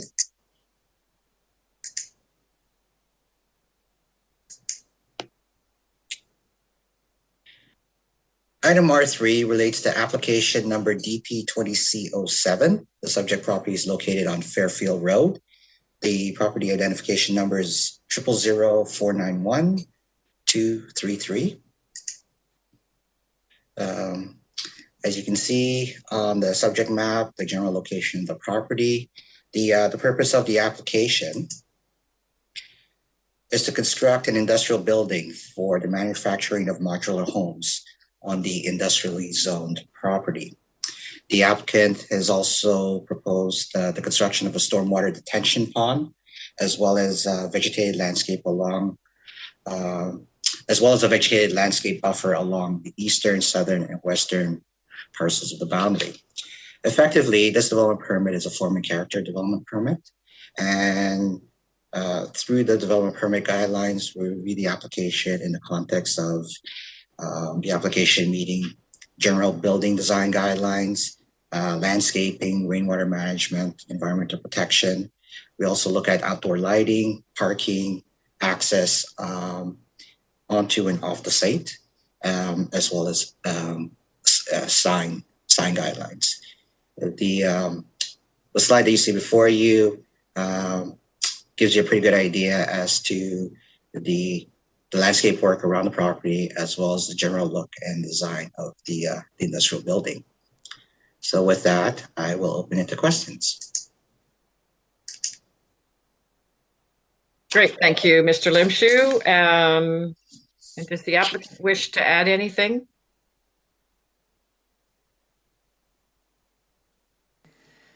We do have the applicant, Mr. Jackson, in the meeting. Microphone wasn't working. My name is Al Jackson with Nexus. We're a local modular home manufacturing company.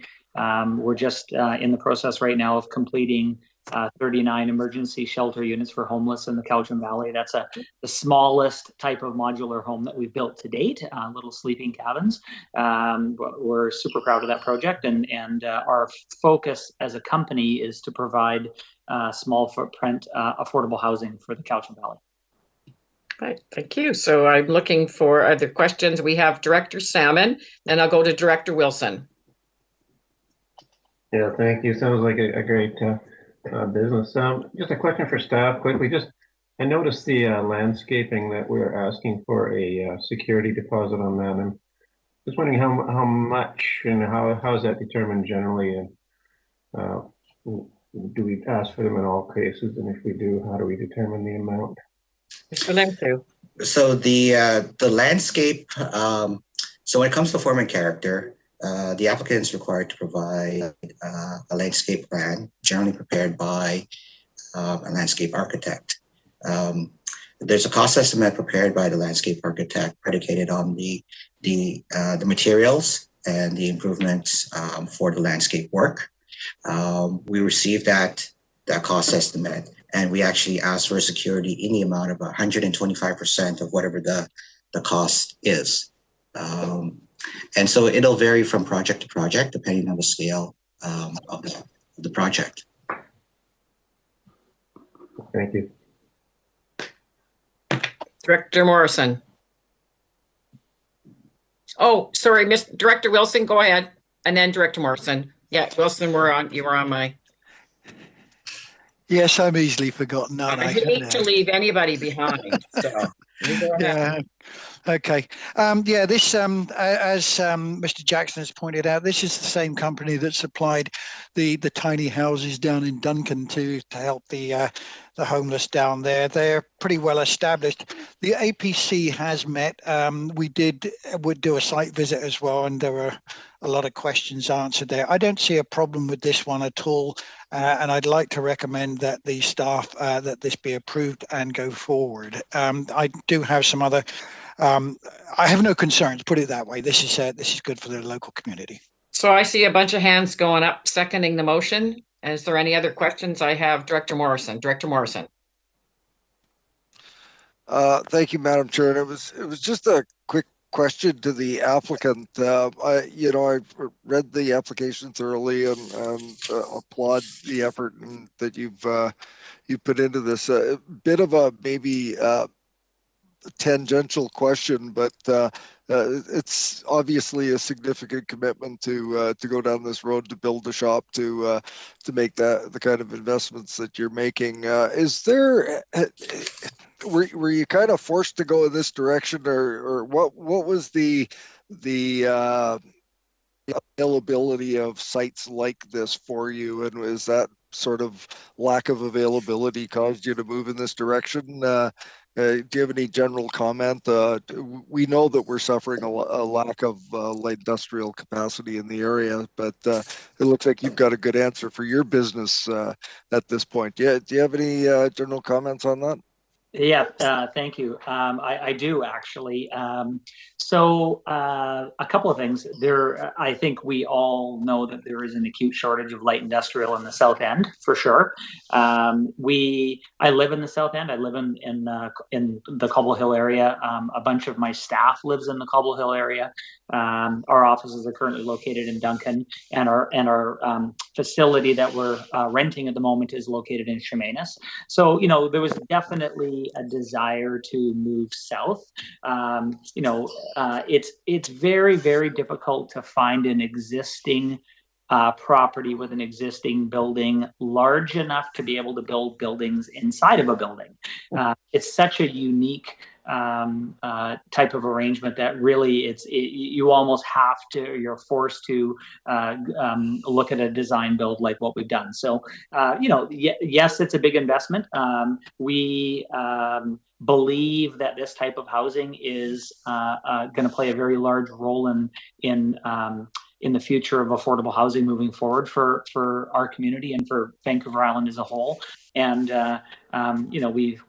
we live here, we want to work here. But it was extremely difficult to find a site. We were 18 months looking for a site, and then trying to find something that's suitable from a location perspective, size large enough to be able to facilitate the type of building that we need to put up, and then of course just going through the process of deciding to make the financial commitment to do it. But yeah, it's definitely challenging for sure. Thank you. Appreciate your efforts. Thank you so much. I'm going to call the question. All in favor? Opposed, if any? Motion's carried. Thank you so much. Moving on now to R4. Thank you, Madam Chair. I do have a presentation, but I thought that this item has actually been in front of the committee before, so I thought I'd spare you the presentation. Thank you. The purpose of the report is a follow-up on an application to amend the South Cowichan zoning bylaw to permit a cannabis retail store as a site-specific use on the subject property located at 3451 Cobble Hill Road. This particular application was presented to the Electoral Area Services Committee on December 16th. The recommendation from the committee was to have the applicant host a public information meeting with the community. That meeting was held on January 4th. A summary of the comments received has been attached to the staff report. And so upon completion of that requirement, the application is now back in front of the committee for consideration of advancing the application to first and second reading. Thank you so much. So I've seen Director Acton's hands and then Director Wilson. Thank you, Madam Chair. My only thing that I would love for the committee to consider and to actually negate is the number 2. I really feel strongly about the parking space issue of identifying it. I understand that the planners need to identify it because we've placed a bylaw around parking spaces so that we stop building commercial buildings and have not enough parking. But this one has enough parking, and Cobble Hill is an old village where there's a bunch of businesses that don't have enough parking. Let's all be good neighbors and work together as a community there instead of requiring, if that's in our resolution, this applicant will have to put up signs that say it's only their parking, and it is something that is going to, I guarantee you, it's going to cause a lot of negativity in the community, and it's really hard to backtrack this. It will cause other businesses to do it, and I really hope that we could just leave number 2 with the planners to solve that with the applicant. Director Wilson. Thank you, Madam Chair. I am here and I'm incensed. There is nothing wrong with this application. It's been going on and on and on. And for another director to step in and talk about parking in another area really does cross the lines. If she has any problems at all, she should take it up with me as the area director, not in this public forum. We can discuss it there. But as far as I'm concerned, I'm going to recommend that option 1 with all its bits and pieces be accepted here. And if the director for area B or area A, whichever one it is, wants to talk about this, contact me directly. At any time, Director Wilson, people could speak to other areas. So it's not really something unusual when they're just asking. I appreciate that, Madam Chair, but it would be as a matter of courtesy, as a matter of professional courtesy, to at least bring it to me first. Okay, Director. So you are moving that, if I've got that correct. Is that a mover and a seconder? That's correct. And Ms. Legault, could you read that, please? Thank you. That it be recommended to the board, 1, that the feedback received from the public information meeting for the zoning amendment bylaw for application number RZ20C023451 Cobble Hill Road be accepted. 2, that prior to consideration of adoption of the zoning amendment bylaw for application RZ20C02, a bicycle rack and parking space signage be placed on the subject property. 3, that CVRD bylaw number 4365, Electoral A and C, South Cowichan zoning amendment bylaw be forwarded to the board for consideration of first and second readings. And 4, that a public hearing be scheduled for bylaw 4365 with directors from electoral areas B, C, and D as delegates. Okay, it's been moved and seconded. Director Acton, you want to speak to that? Yes, thank you. I'd like to pull number 2 to be voted on separately, please. I would be overjoyed if other directors were trying to help keep my village harmonized. I don't see a seconder. Oh, I do see a seconder now. It's been moved and seconded to pull number 2 out of the resolution. I'm going to call the question. All in favor? Sorry, what are we voting on? 1, 3, and 4? We're voting on removing your number 2. Just a minute. Hold it. Put your hands down. Okay. You just made a resolution to pull number 2 out of the resolution. It was seconded by Director Nicholson. Then I was calling the question. So I'm going to do that again. I'm calling the question on Director Salmon. Just before you do, could I ask a question about that? Sure. Of the applicant? Just, Mr. Clay, what's your opinion on the parking question? Well, our space in Mill Bay, we were there for 3 years and we had 6 parking spots and they were never full. Like we're the kind of place people will pop in, grab what they need and leave. So,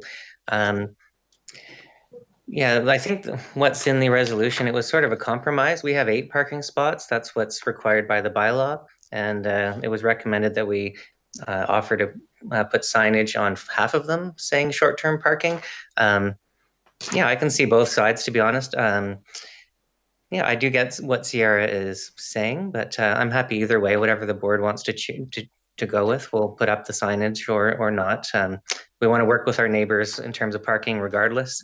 Yeah, I don't really have an opinion either way, to be honest.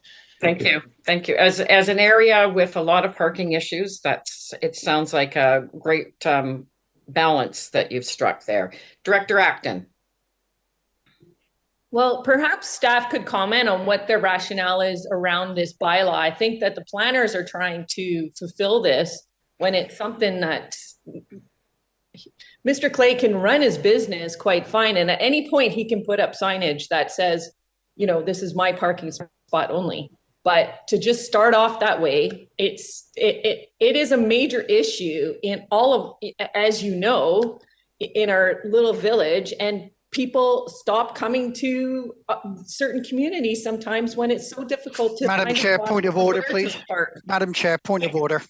Okay, what's the problem, Director Wilson? This has all been discussed previously. All these points have been brought up over and over again. They were discussed, it went back to staff, and staff have come forward with a report on those recommendations.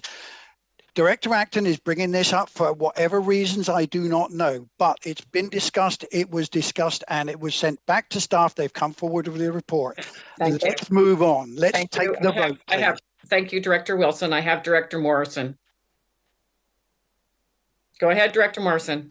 Thank you, Madam Chair. So I believe there is a point of order in this. And the order is that there's been a resolution put forward to pull it. And now we're debating the merits of the item, and we haven't even approved whether or not it should be pulled. And I think procedurally, we did have a moved and seconded resolution. The motion should have been to amend the resolution by deleting number 2. But regardless, can we have a vote on the resolution to pull it? And if it fails, then we'll be voting on the whole resolution. And we can debate the merits of it. Thank you. Thank you. Now I have Director Acton.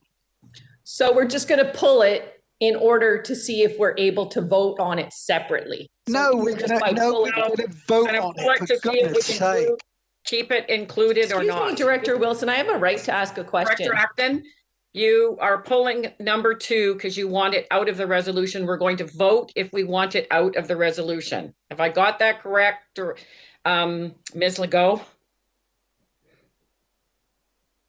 Okay. All right. So we are now voting on taking it out of the resolution. Number 2. All in favor? Opposed, if any? Motion is defeated. Now we are voting on 1, 2, 3, and 4 in the full resolution.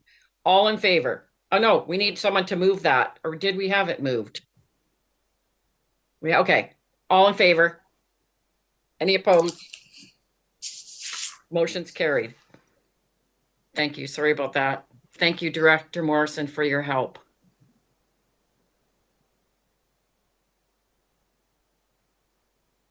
Moving on to R5.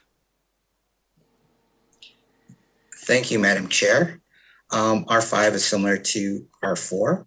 R5 relates to application number RZ20D01. The subject property is located at 4715 Trans-Canada Highway. The purpose of this report is to follow up on an application to amend the CVRD Electoral Area D, Cowichan Bay Upland Zoning Bylaw 3705-2013 to permit a cannabis retail store as a site-specific use on the subject property. Okay, is there is there a mover and a seconder? It's been moved and seconded. Thank you, Mr. Limshu. I know that it's the same one as before, so I apologize for cutting you off, but I just see that the time is ticking. So the resolution's been moved and seconded. Ms. Legault, could you read the resolution, please, and then we'll vote on it. That it be recommended to the board that the feedback received from public information meeting for zoning amendment bylaw for application number RZ20 D01 4715 Trans-Canada Highway be accepted. 2, that prior to consideration of adoption of the zoning amendment bylaw for RZ20 D01, a bicycle rack, bicycle parking signage, and parking space signage be placed on the subject property. 3, that CVRD bylaw 4366 Couch and Bay Upland zoning amendment bylaw be forwarded to the board for consideration of first and second readings. And 4, that a public hearing be scheduled for bylaw 4366 with directors from electoral areas C, D, and H as delegates. Thank you. That's been moved and seconded. Seeing no other hands for discussion, I'll call the question. All in favor? Opposed, if any? Motion is carried. That goes to the January 27th board, Mr. Clay. Thank you. Moving on now. R6. Thank you, Madam Chair. For this, I think I will share my presentation with you, given that it's a brand new rezoning application. Yes.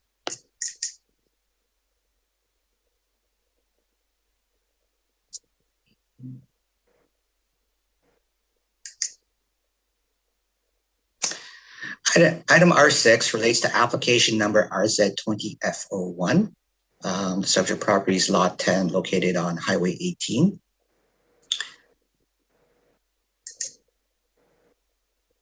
The slide that you see before you is a location map outlining, so it gives you an idea as to the general configuration of the property. An interesting point, the subject site is approximately 20.8 hectares, which is 51.4 acres. The applicants are asking to rezone and amend the OCP designation for a portion of the property. So the area that's shaded and hatched out is approximately 10 acres, give or take, of the 51.4 acres.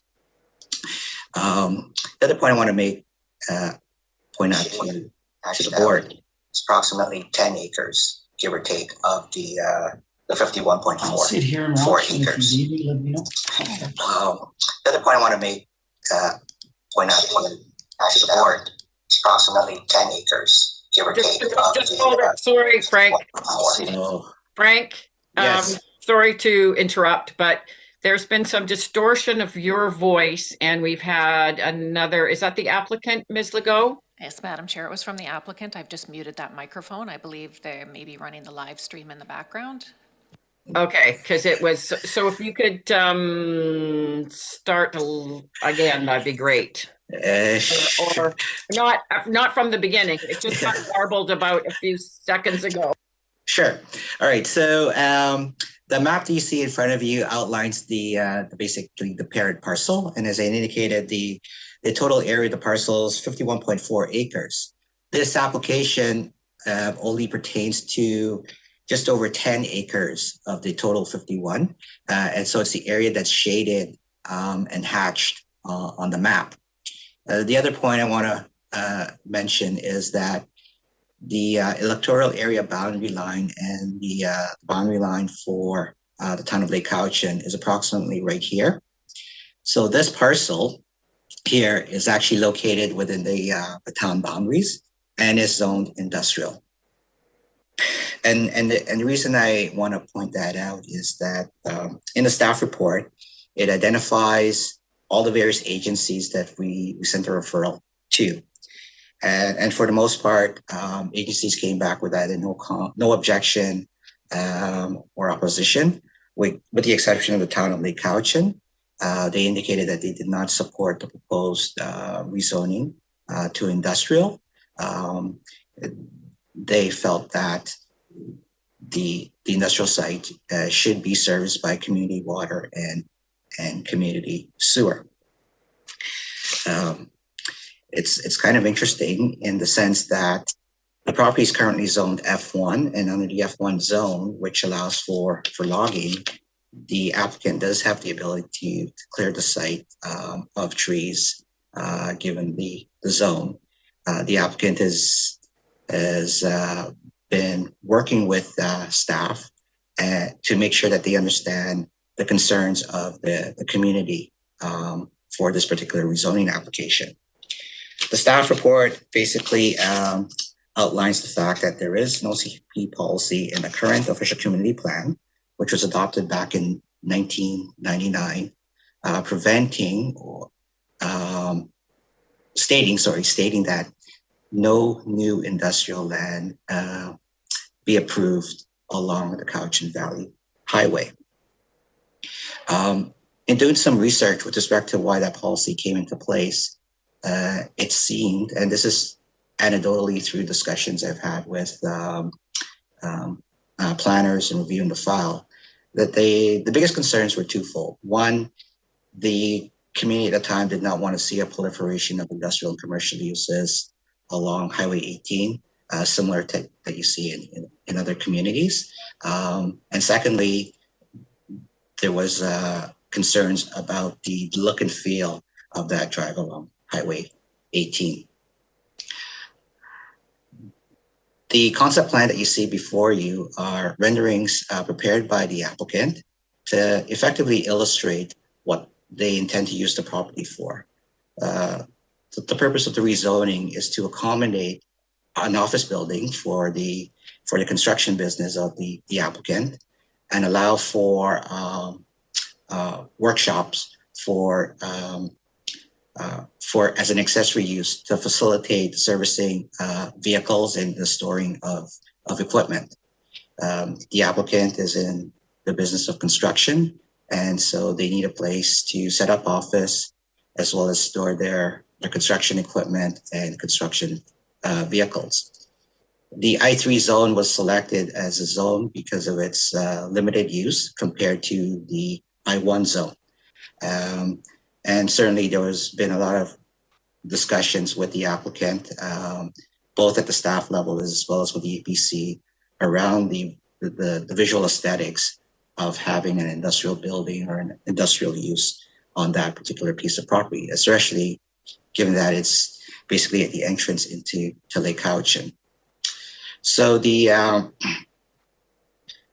proposed bylaw that's being put forward does a number of things. One, it allows for a limited, should the committee and the board, ultimately the board, approve the rezoning, it allows for this particular land use to move forward. The I3 zone is fairly limited in terms of the use. Any industrial use, i.e. the repairing of vehicles and so forth, has to be conducted inside a building. The zone also speaks to providing buffers along the highway and along adjacent properties. The recommendation by staff is for the registration of a number of restrictive covenants that speak to improvements along the highway frontage. So as part of the submission, the applicant did provide a traffic study. In that study, there was a recommendation made for providing for a decel lane along the property side or along the frontage of the subject lands for safe access into the site. That report was prepared by a professional traffic consultant in consultation with the Ministry of Transportation. So the applicant is effectively been keeping the appropriate agencies in the loop with respect to their plans.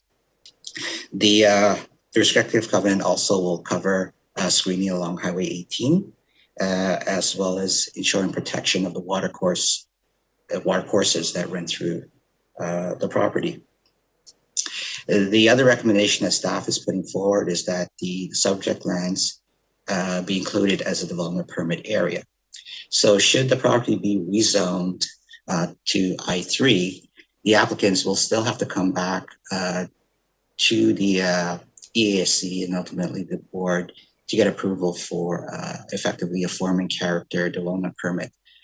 Similar to the application that was considered earlier in this meeting. And at that point in time, we would formalize location of the buildings, the look of the building, the siting of the building, stormwater management plans, landscaping, and ensuring protection, adequate protection for the streams running through the property. So with that, I will open it up for questions from the committee.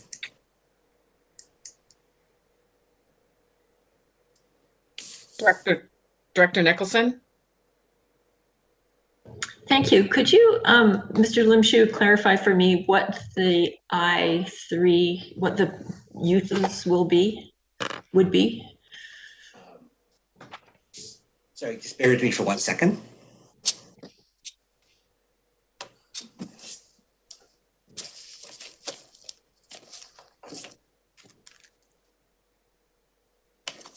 I had the bylaw on my fingertips and I forgot that I needed it. For this meeting. A little hard to remember them all. Yeah.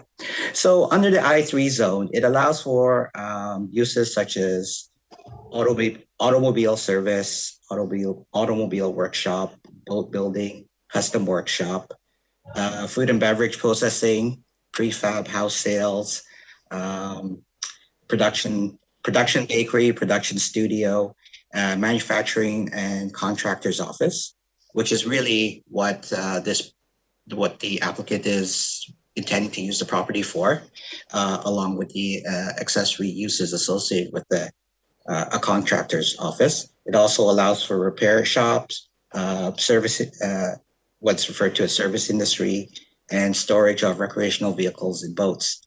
It allows for warehousing and wholesale.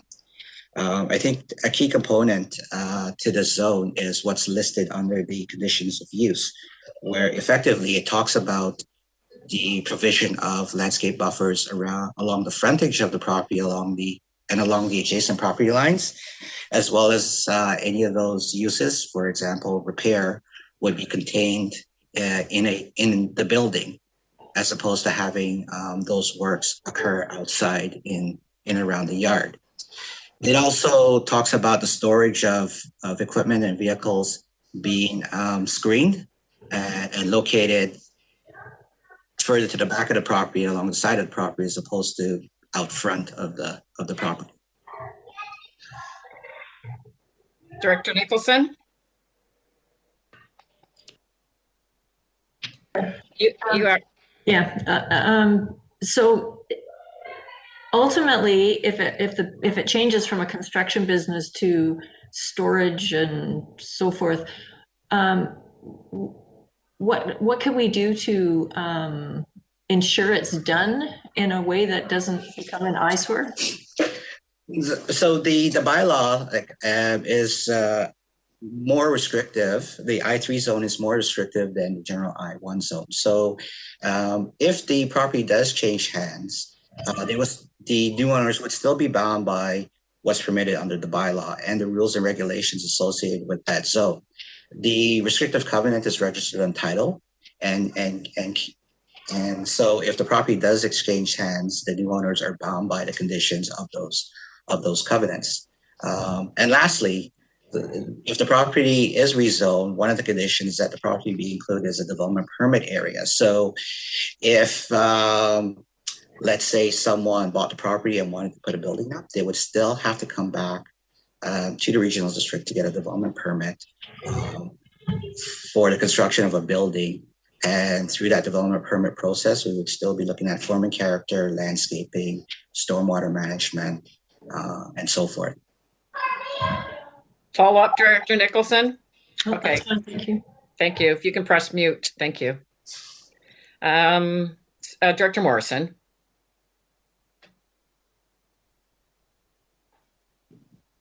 Microphone.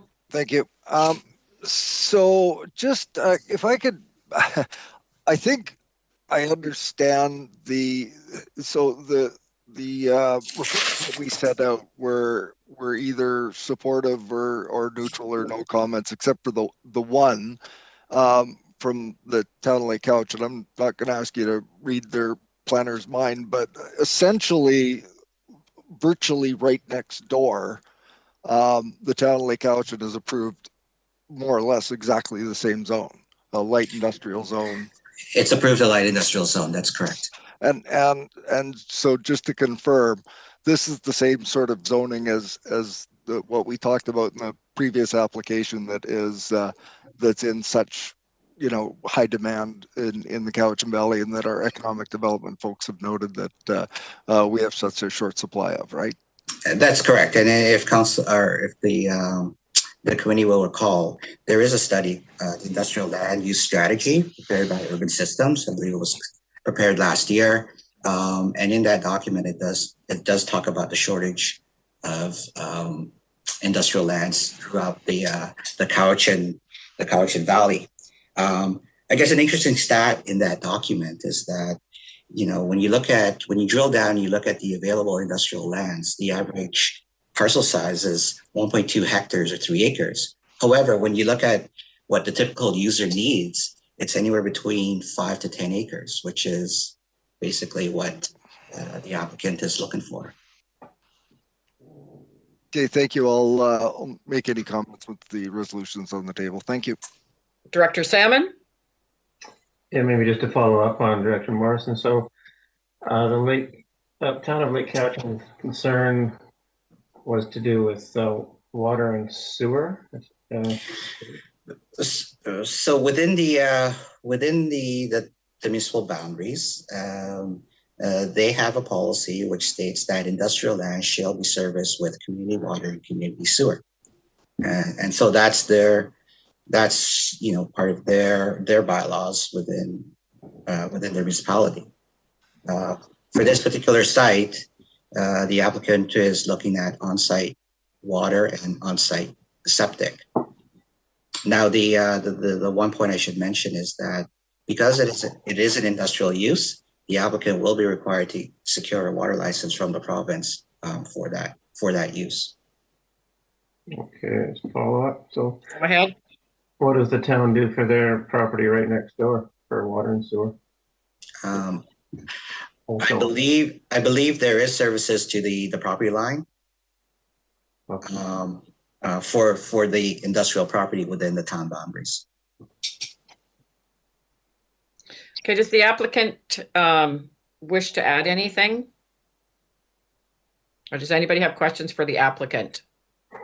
Director Martman, go ahead. Not so much the applicant as towards staff. Okay, go I'm just ahead. wondering about fire hydrants and that type of requirement for safety.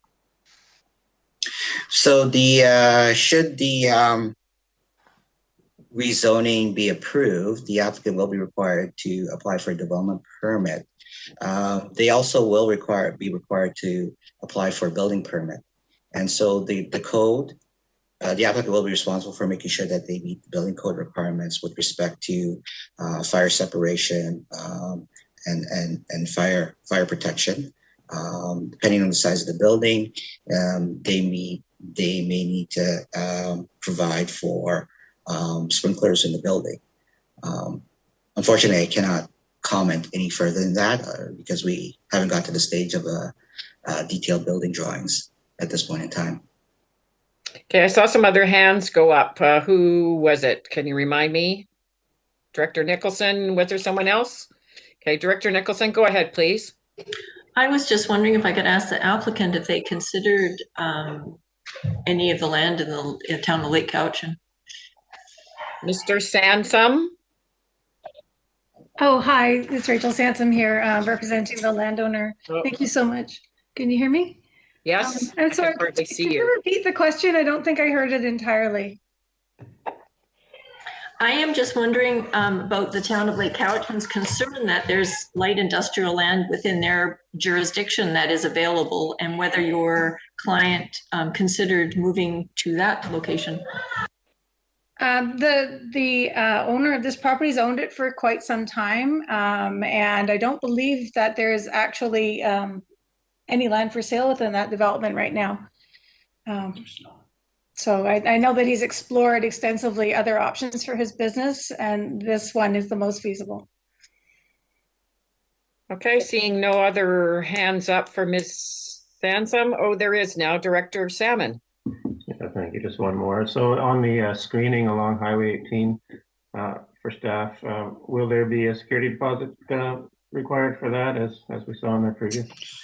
Yes, through the development permit process, the applicant will be required to provide a more detailed landscaping plan, and cost estimate for that landscaping work will be provided, and ultimately a security will be required from the applicant to ensure that the landscaping is done in accordance with the plan provided. Thank you. Director Morrison, go ahead, please. Thank you, Madam Chair. I would like to move the staff's recommended resolution. If there's a second, I'll speak briefly to it. It's been moved and seconded. Go ahead, please. Thank you. I'll be brief. I'm really quite pleased with the work that the applicants have done. They've given us a reasonable artist rendering. I've looked at the traffic study, the environmental study, and the likes. And much like the applicant earlier in the day, there is quite a lack of this sort of land, and also what's quite important about this is the fact that it is a local interest, local business that is actively engaged in industry around the valley and around the lake, and will be providing good paying jobs for local people in the community, which I think is an important component. I think they've done what they need to do as far as ensuring that there won't be impacts in the riparian areas, which is important. And I just want to reiterate, there's a business quite similar to this that is literally just down the road on Highway 18, between Highway 18 and the old Lake Cowichan Road, that is operating under essentially a home-based business. And it really isn't the way we want to have businesses established and work within our communities. We have more control through this rezoning process than we do in the other circumstances where people are either trying to do it under a home-based business, or if they were to use it for its intended use and use it for logging and forestry. So I'm encouraged that there are businesses that want to establish themselves in the Cowichan Lake area to diversify our tax base. And I just also want to share that I got a call yesterday from someone that is actually moving from Ladysmith with a unique business that's recreation oriented and is looking for exactly the same type of light industrial lands, 5 acres, and can't find it anywhere, has been looking for 18 months and can't find that kind of lands anywhere. And so there's a definite need, and these are companies that are bringing good jobs to our community, and I'd like to see them supported, and I'd like to see our tax base diversified, and I would ask all of you to support this for first and second reading and go into the community to hear what they have to say in a public hearing. Thank you very much. Okay, the resolution, we should have it in front of us. It's 4 parts. I'm going to call the question. Director Nicholson? Thank you. I just wanted an opportunity to comment on this. I think this is I would agree with Director Morrison. This is a very well done package. And I recognize that we need light industrial land. I'm not sure how much we need out in that particular area. But what I am concerned about is the highway corridor. And we have talked in the past about the need for a development permit area to be developed on the viewscape and understand what the community really wants to do with the Highway 18 and the Trans-Canada Highway. And I think it's very important to do that soon, or we're going to find that this, this is the thin edge of the wedge. It's starting to start to creep out along the highway, and I think we might lose something special. So I'm willing to go along with this, but I would like to see that we make that a priority for the modernization. And I'm not quite sure the process for getting that to happen, and maybe staff can enlighten me after we've voted on this resolution. There's a lot of feedback, Director Nicholson, from in your background noise. I'm not sure what that is. Yes, I apologize. I go down to the hub to use the internet, and the kids have arrived for after-school playtime. Okay. All right. So I'm going to call the question. All in favor? Opposed, if any? Motion is carried. Thank you so much. That goes to January 27th. R7. Director Nicholson? Could I have staff comment on my question about priorities for modernization and whether the view corridors along the Trans-Canada Highway and Highway 18 can be made a priority, and how to do that? Yes, so we have Ms. Cheroff has just come in. Go ahead, Ms. Cheroff. Thank you, Madam Chair. So I anticipate that there will be a report coming forward from community planning, hopefully sometime in the near future, with an opportunity for directors to talk about priorities for the modernized OCP process. So if you wanted to make a resolution now to the effect of just providing that information to community planning staff, that you want to see that included as part of the modernized OCP process, that would be fine. Otherwise, we could certainly hold on to that thought for that discussion that should be coming in the near future, as I said, hopefully. Okay, we're good. Thank you. Moving on now to R7. Ms. Legault. Thank you, Madam Chair. It's a report from Development Services on application RZ20G01, and we have the applicant Val Irwin in the meeting. The recommendation is that it be recommended to the board that OCP and zoning amendment bylaws for application RZ20G01 be forwarded to the board for consideration of first and second reading. 2, that a public hearing be scheduled. 3, that the referrals for RZ20G01 to Cowichan Tribes, Dididat, Halalt, Layaxan, Malahat, Pachidat, Pakwichan, Penelakut, and Semanis First Nations, and for School District 68, Island Health, Lady Smith Fire Department, Ministry of Transportation and Infrastructure, and BC Transit be accepted. Okay, go ahead, Mr. Limshu. Thank you, Madam Chair. This application number RZ20G01 relates to the subject property located at 11224 Semanis Road. The application actually has been before the DAC previously. On September 16th, the application was introduced to the committee. The recommendation at that time was to forward the application to the APC for the area. The APC meeting was held December 3rd, and this application was considered by the Advisory Planning Commission. A copy of the minutes of the commission is included in the staff report. The long and short of it is that the Advisory Planning Commission moved that the rezoning and OCP amendment application be denied, and that the new applications not be supported until the harmonization and modernization OCP has been adopted. With that, the staff recommendation to the committee and ultimately to the board is to proceed with to consider first and second reading of the zoning bylaw.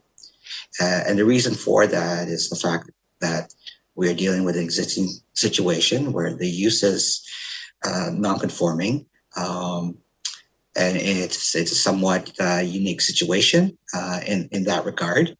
And so the use can continue under the rules of non-conformance.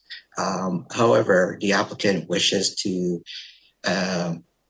upgrade the property and do everything properly, and certainly rezoning the property enables her to do that in a more timely fashion. With that, I'll open it for questions from the committee. Okay, do I have any questions from the committee? I'm not seeing any. Director Nicholson. I'm hoping the applicant could remind us why it is really important for her to have this application approved. Go ahead. Ms. Irwin. Microphone. Yeah, thank you for the reminder. The main purpose is just to be able to renovate the existing cottage and ultimately have it available for use by my daughter she's profoundly disabled, and she will require housing either with me or somewhere else, which there's not too many options for adults with disabilities, especially profound disabilities like hers. And so my hope is to use that second home that's close to me, but not in my own home, and renovate it for her use when she transitions to adulthood, which will be in about 2 years. Thank you. I have Director Morrison. Thank you, Madam Chair. Through to Mr. Limshu, or we might even have to.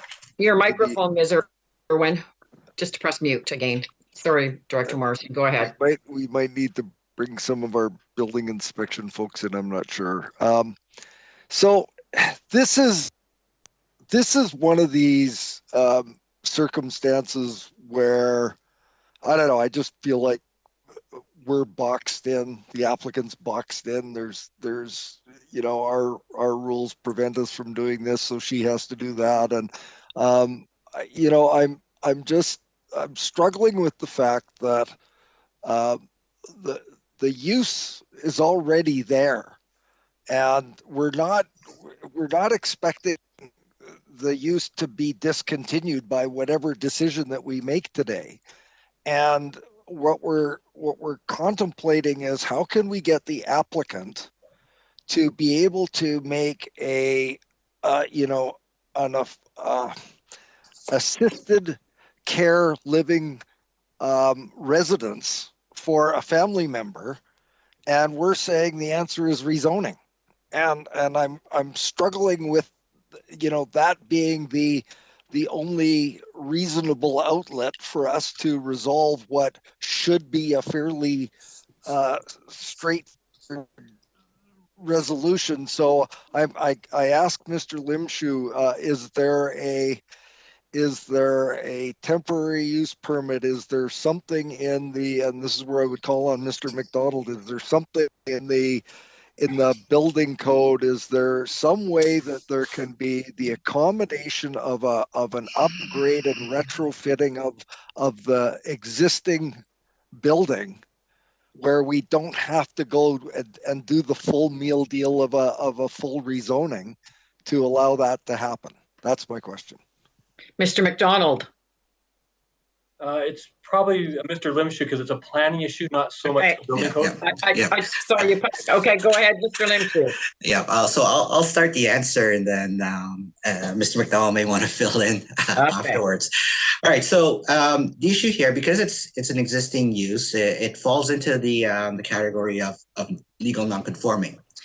The issue is under the provisions of legal nonconforming, you're limited in terms of how much upgrades, renovations you can have, and because of the age of the building and the extent of the renovation that the applicants want to meet the needs of their child, it may actually exceed what's permitted under the non-conforming provisions.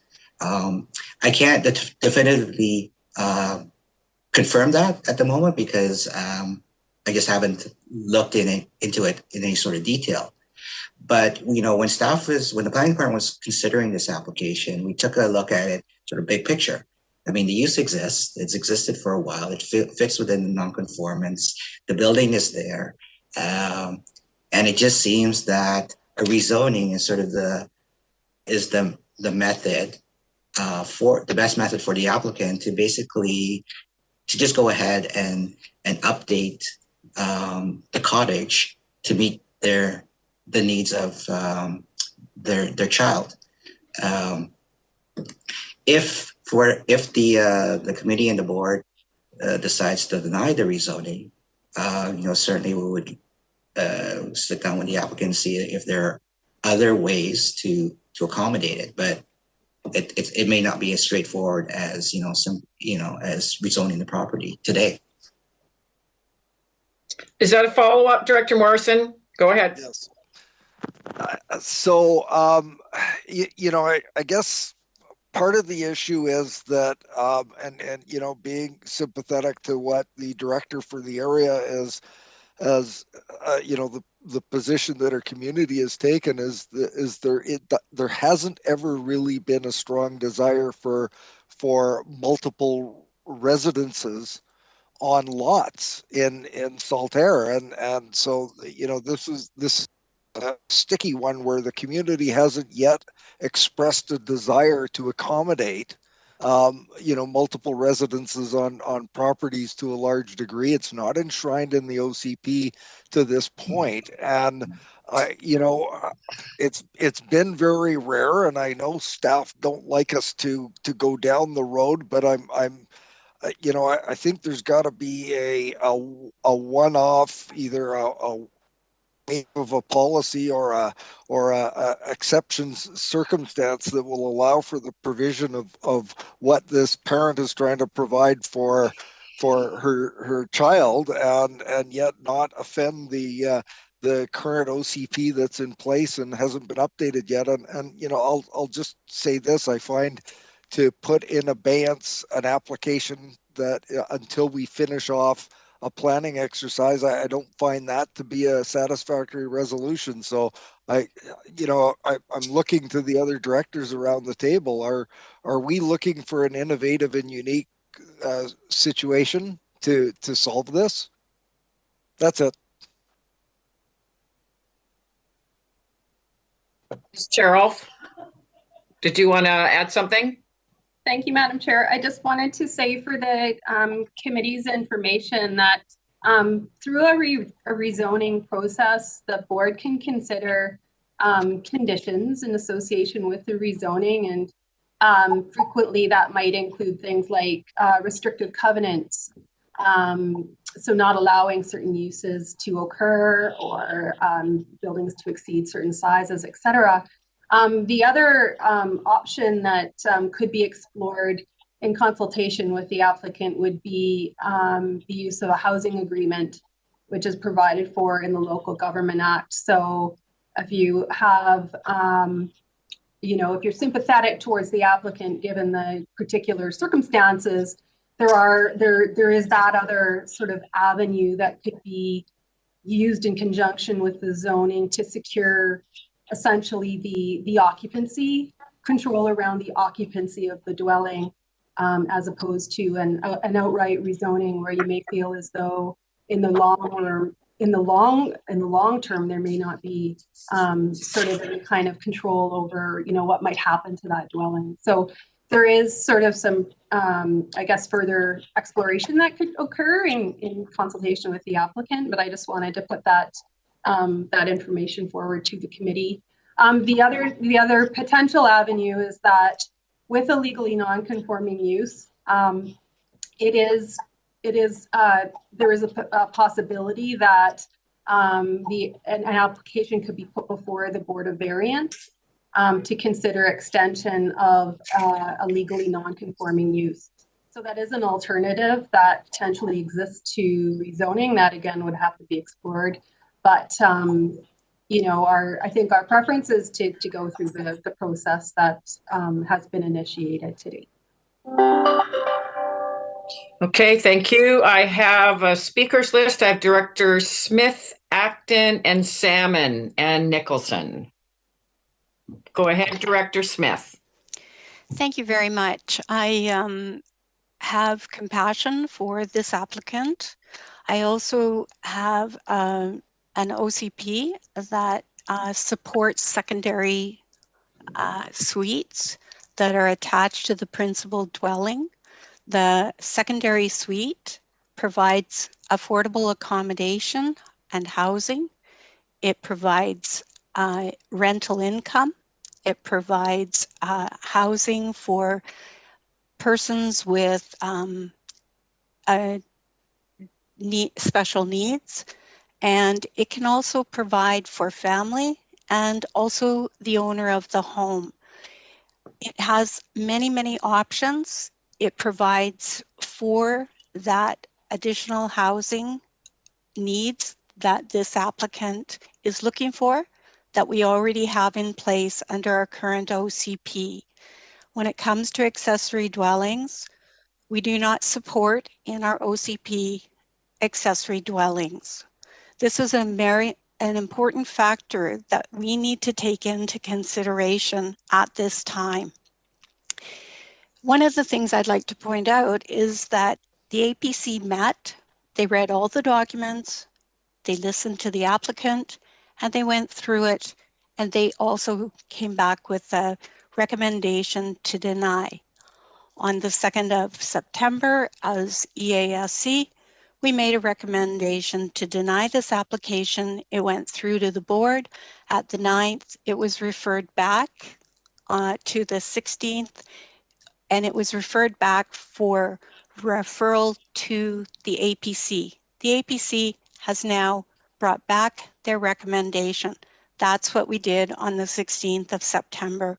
We now have a recommendation in front of us that came from the APC. I would like to move the recommendation option 2. You're moving option 2? Yes, and I recommend to the board that application number RZ20G0111224 Chemainus Road, PID 003067327 be denied, and a full refund be provided in accordance with CVRD's development application procedures and fee bylaw. Okay, that's been moved. Is there a seconder? There is no seconder. Oh, it's been seconded by Director Acton or Director Wilson? Director I Wilson. would like to second it. I'm not too sure about the full refund, but second it. That's it. That is in the motion. That's generally what is in the motions. So it's been moved and seconded. Mr. Limshew. Okay. Sorry, to clarify, under our procedures bylaw, it's a partial refund. It's not a full refund. Oh, okay. And that's what's in the option 2 motion. Okay. And we lost the applicant. Did we lose the applicant? Oh no, she's there as well. Okay, so I have I have Director Acton, Salmon, and Nicholson. Thank you, Madam Chair. Well, yeah, my question was around whether something else could be done, and if that's correct, what Director Smith is saying, that they could have an attached suite. That's obviously an option. And I really struggle with this for just the legal non-conforming part. In our community, we have so many, and they're labeled that way so that they can eventually get fixed. They're not a wish by the community. They're usually there because it was done illegally or trespassing or a list of different reasons. And it's also a way that our community doesn't live at the moment. So I think that, I sympathize with the applicant that they want to create something for their child. And if they can add a suite to the building and do it that way, or wait for our modernization. And if Saltaire decides that they do want suites, I think the applicant would have a better possibility of doing it then. Director Salmon. Oops. Thank you. So yeah, just following along with trying to find a solution that doesn't involve the full rezoning. Maybe just a direct question to Mr. McDonald, but can we not issue a building permit on a legal non-conforming? Through you, Madam Chair, to Director. Because it's non-conforming, they can only maintain the building. We cannot issue a permit to rebuild or go beyond just simple maintenance. The whole idea behind the non-conforming is that there's a shelf life and that the buildings will eventually be gone. As Director Acton has said, that actually it's not a license to keep these buildings around forever. It really is just till the building will no longer work. So we have had a few of these in CVRD, and we have not issued permits for them to rebuild, so to speak. Only maintenance usually doesn't even require a permit. Director Salmon. Well, we had a sawmill here in Shawinigan. There's actually a legal case, and a building permit was issued. in a non-conforming situation. So maybe that was outside the norm. Anyway, thank you. Director Nicholson, and then Director Martman. I can't support this motion. I think that we need to be flexible, particularly when the situation already exists. We've read the planning analysis, which says that this is the direction policy is moving with our harmonized OCP. I just think we need to make it easy for people in this day and age when housing is so difficult, people are so challenged with a special needs child. I just don't understand why we can't bend over backwards and make an exception in this particular case. So I will be voting against this. Director Martman, and then Director Smith. Thank you. I'm interested in the direction by or advice by staff on the Local Government Act, because under 529 subsection 2, it says that a building, and this is where legal non-conforming structures are being talked about, a building or other structure or spaces to which subsection 1 applies may be maintained, extended, or altered. And so it seems to me that the intent of that, unless I'm misinterpreting this, is about these structures being upgraded to safety, being, basically adjusted for use, and not about letting them sort of, decay away. So I'm interested about if that's the Local Government Act, and following up on Director Salmon, is there an avenue other than rezoning that would relook at this and say, yeah, maybe there is an avenue of getting a building permit without having to rezone?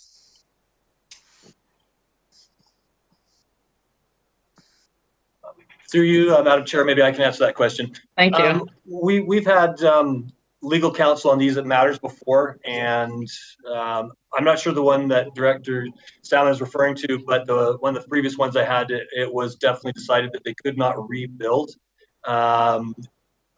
What I would suggest is, in this case, if we're looking for alternatives, is actually send this back to staff so that we could review. I would, myself, maybe I can come up with a solution, but I would need to know more about this particular project. Okay, we have Ms. Boyle. Would you go ahead, please? Sure. So in particular, it's section 531 that applies, which states the section is restrictions on alteration or addition to a building or other structure. 531(1). Subject to this section, a structural alteration or addition must not be made in or to a building or other structure while a non-conforming use is continued in all or any part of it. And that's really what's prohibiting the Building Inspection Division from giving a building permit. Thank you very much for that clarification. I have Director Smith.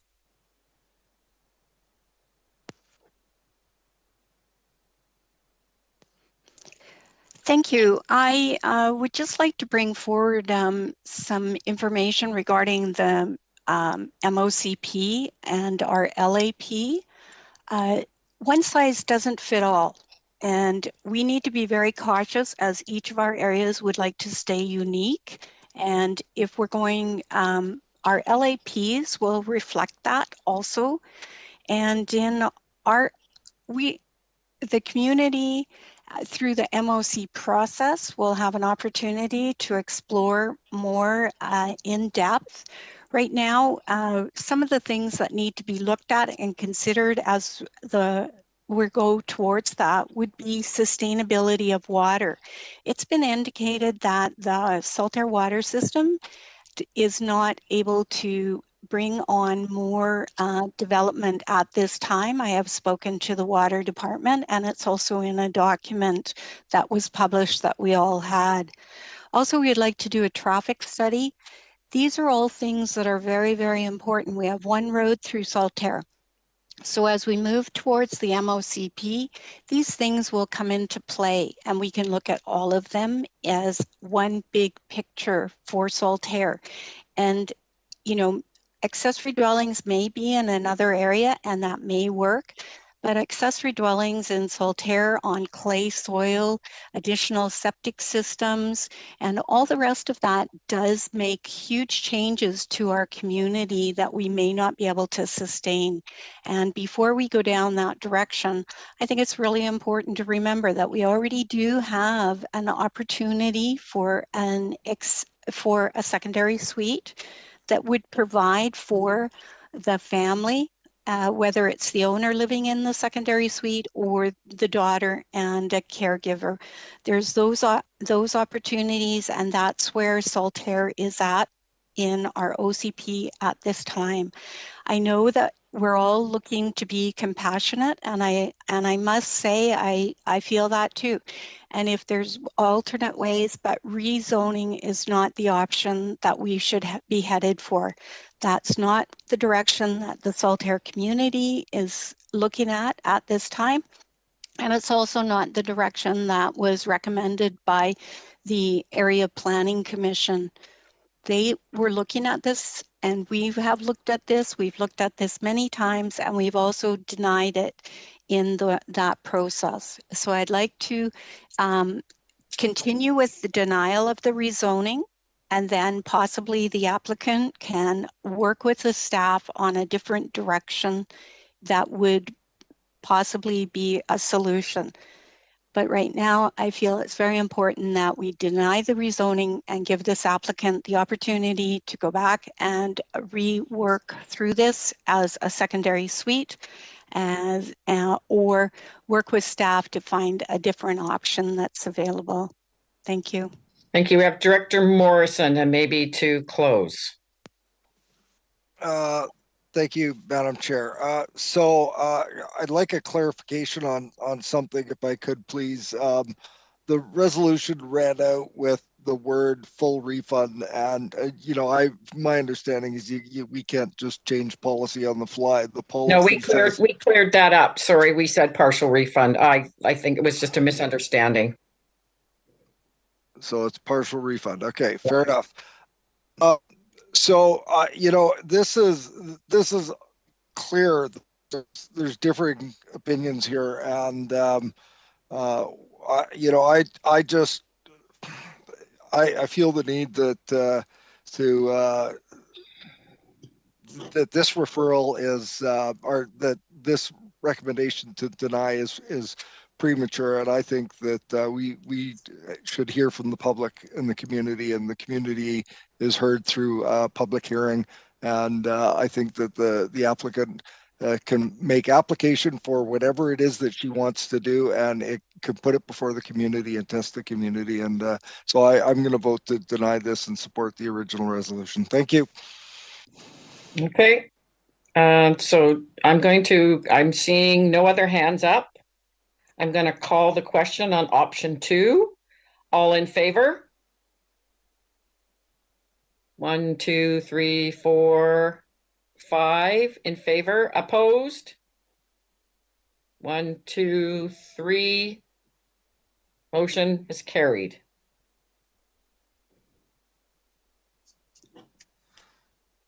Thank you. Moving on now.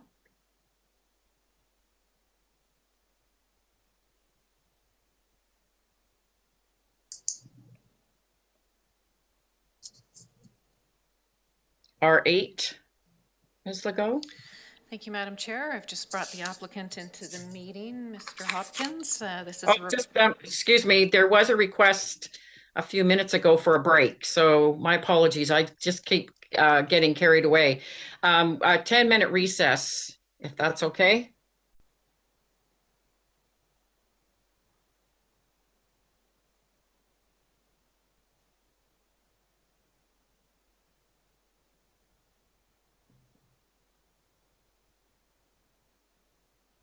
Live.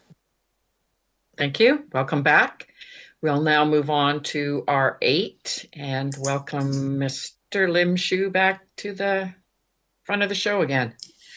Thank you, Madam Chair. For this one, because we are introducing a new bylaw, I'm going to have a bit of a presentation. So I'm just going to share my screen.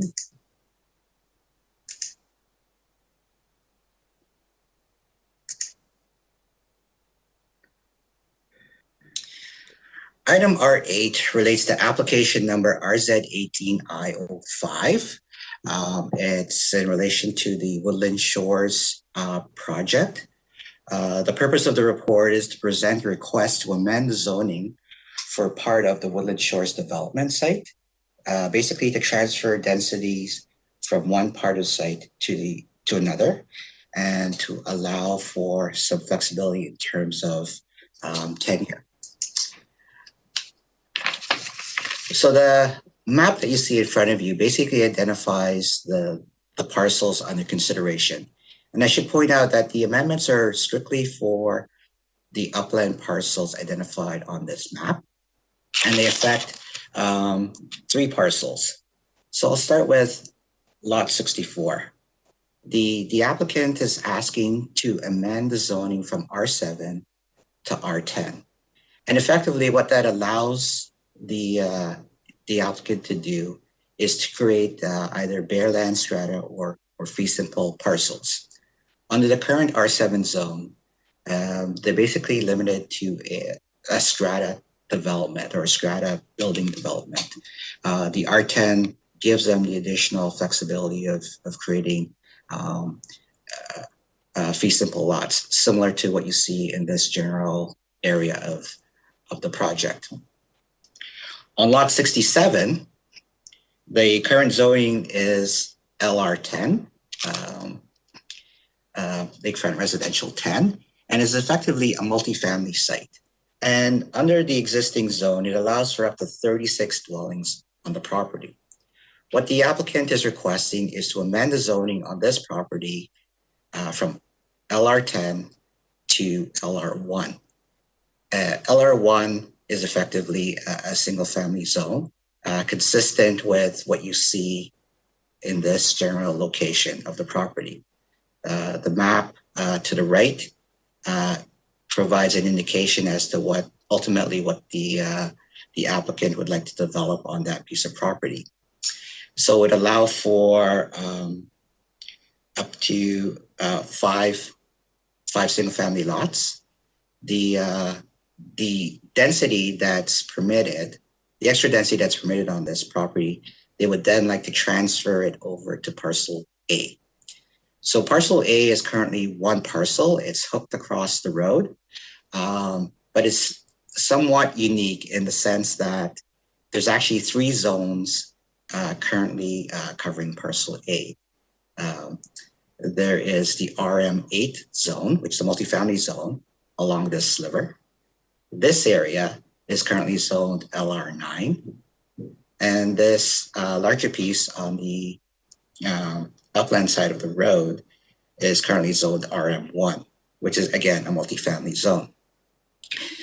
As you can imagine, having 3 separate zones on one parcel makes it somewhat cumbersome to plan, design, and lay out a development.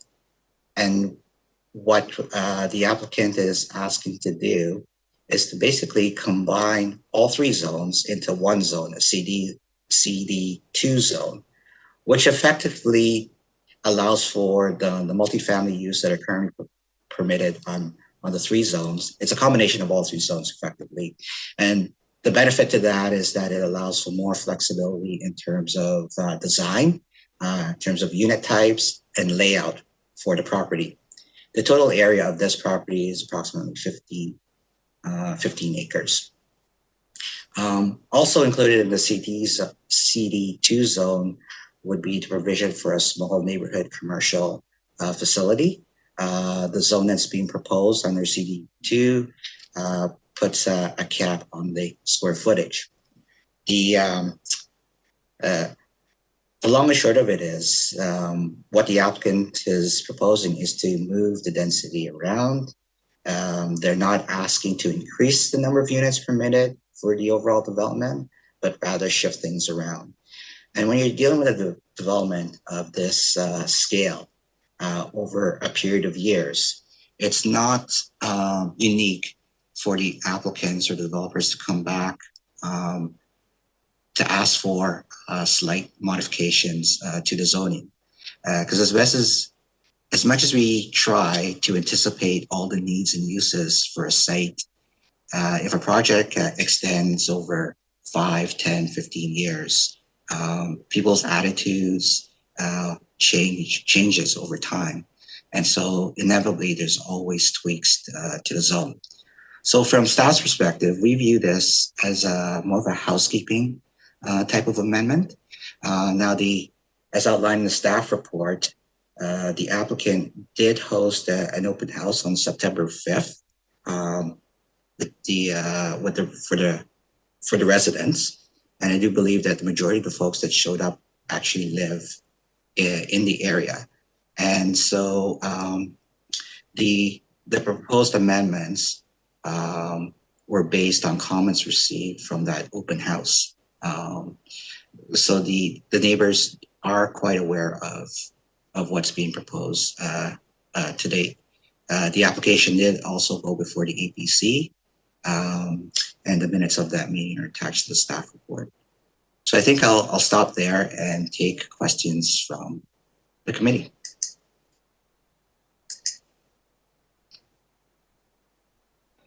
Questions for staff. Director Smith? Thank you very much. I noticed in the APC minutes that there were no staff present. Were they unable to ask questions, or was there staff online to work through this with the APC? I was actually present at that meeting. I think I just didn't see the name in the minutes. Yeah, it may have been overlooked, but I was certainly in attendance. Director Morrison. Thank you, Madam Chair. And I think I'm sort of going off of memory here a little bit, so it could be a little fuzzy. So this development, I believe, was before my time, but I seem to be recalling that and you've made mention, Mr. Limshu, of there being multifamily components in the original zoning, and so I seem to recall that was that was a desirable aspect of this development when it was initially put before the community, is that there would be variety of housing types, and that it wouldn't be a monoculture of single family residential units, which it looks like it's morphing into now. Now, maybe that the community of people that are right in that area kind of like that. And I know that there's been issues with the sewage treatment plant and the like because of some of the seasonal aspects of the occupation of the place. But I'm a little concerned about the notion that if there was some intention, and one of the features that was considered in the original rezoning was that there be multiple family type, multi-family home types included in the development, and we're now going away from that. That's a fairly substantial move, and I also consider too, and you're right, that things evolve, but when this was considered, we didn't have Airbnb, and we didn't have other pressures in the community, and just a result of the assessment values over the last 3 years, single family has had a lot of pressure on them. There's been a lot of upward pressure on prices in the area, and we're becoming less affordable than we ever were. So is this going to essentially eliminate any possibility of the or actually, let me rephrase that. Is this going to make it so that they can just go in and build a bunch of single family homes? Yeah, I'll take a crack at answering that question. I'm sure that the applicant can probably answer it better than I can. But in general, you're correct. The overall vision was to provide a variety of housing types throughout the project.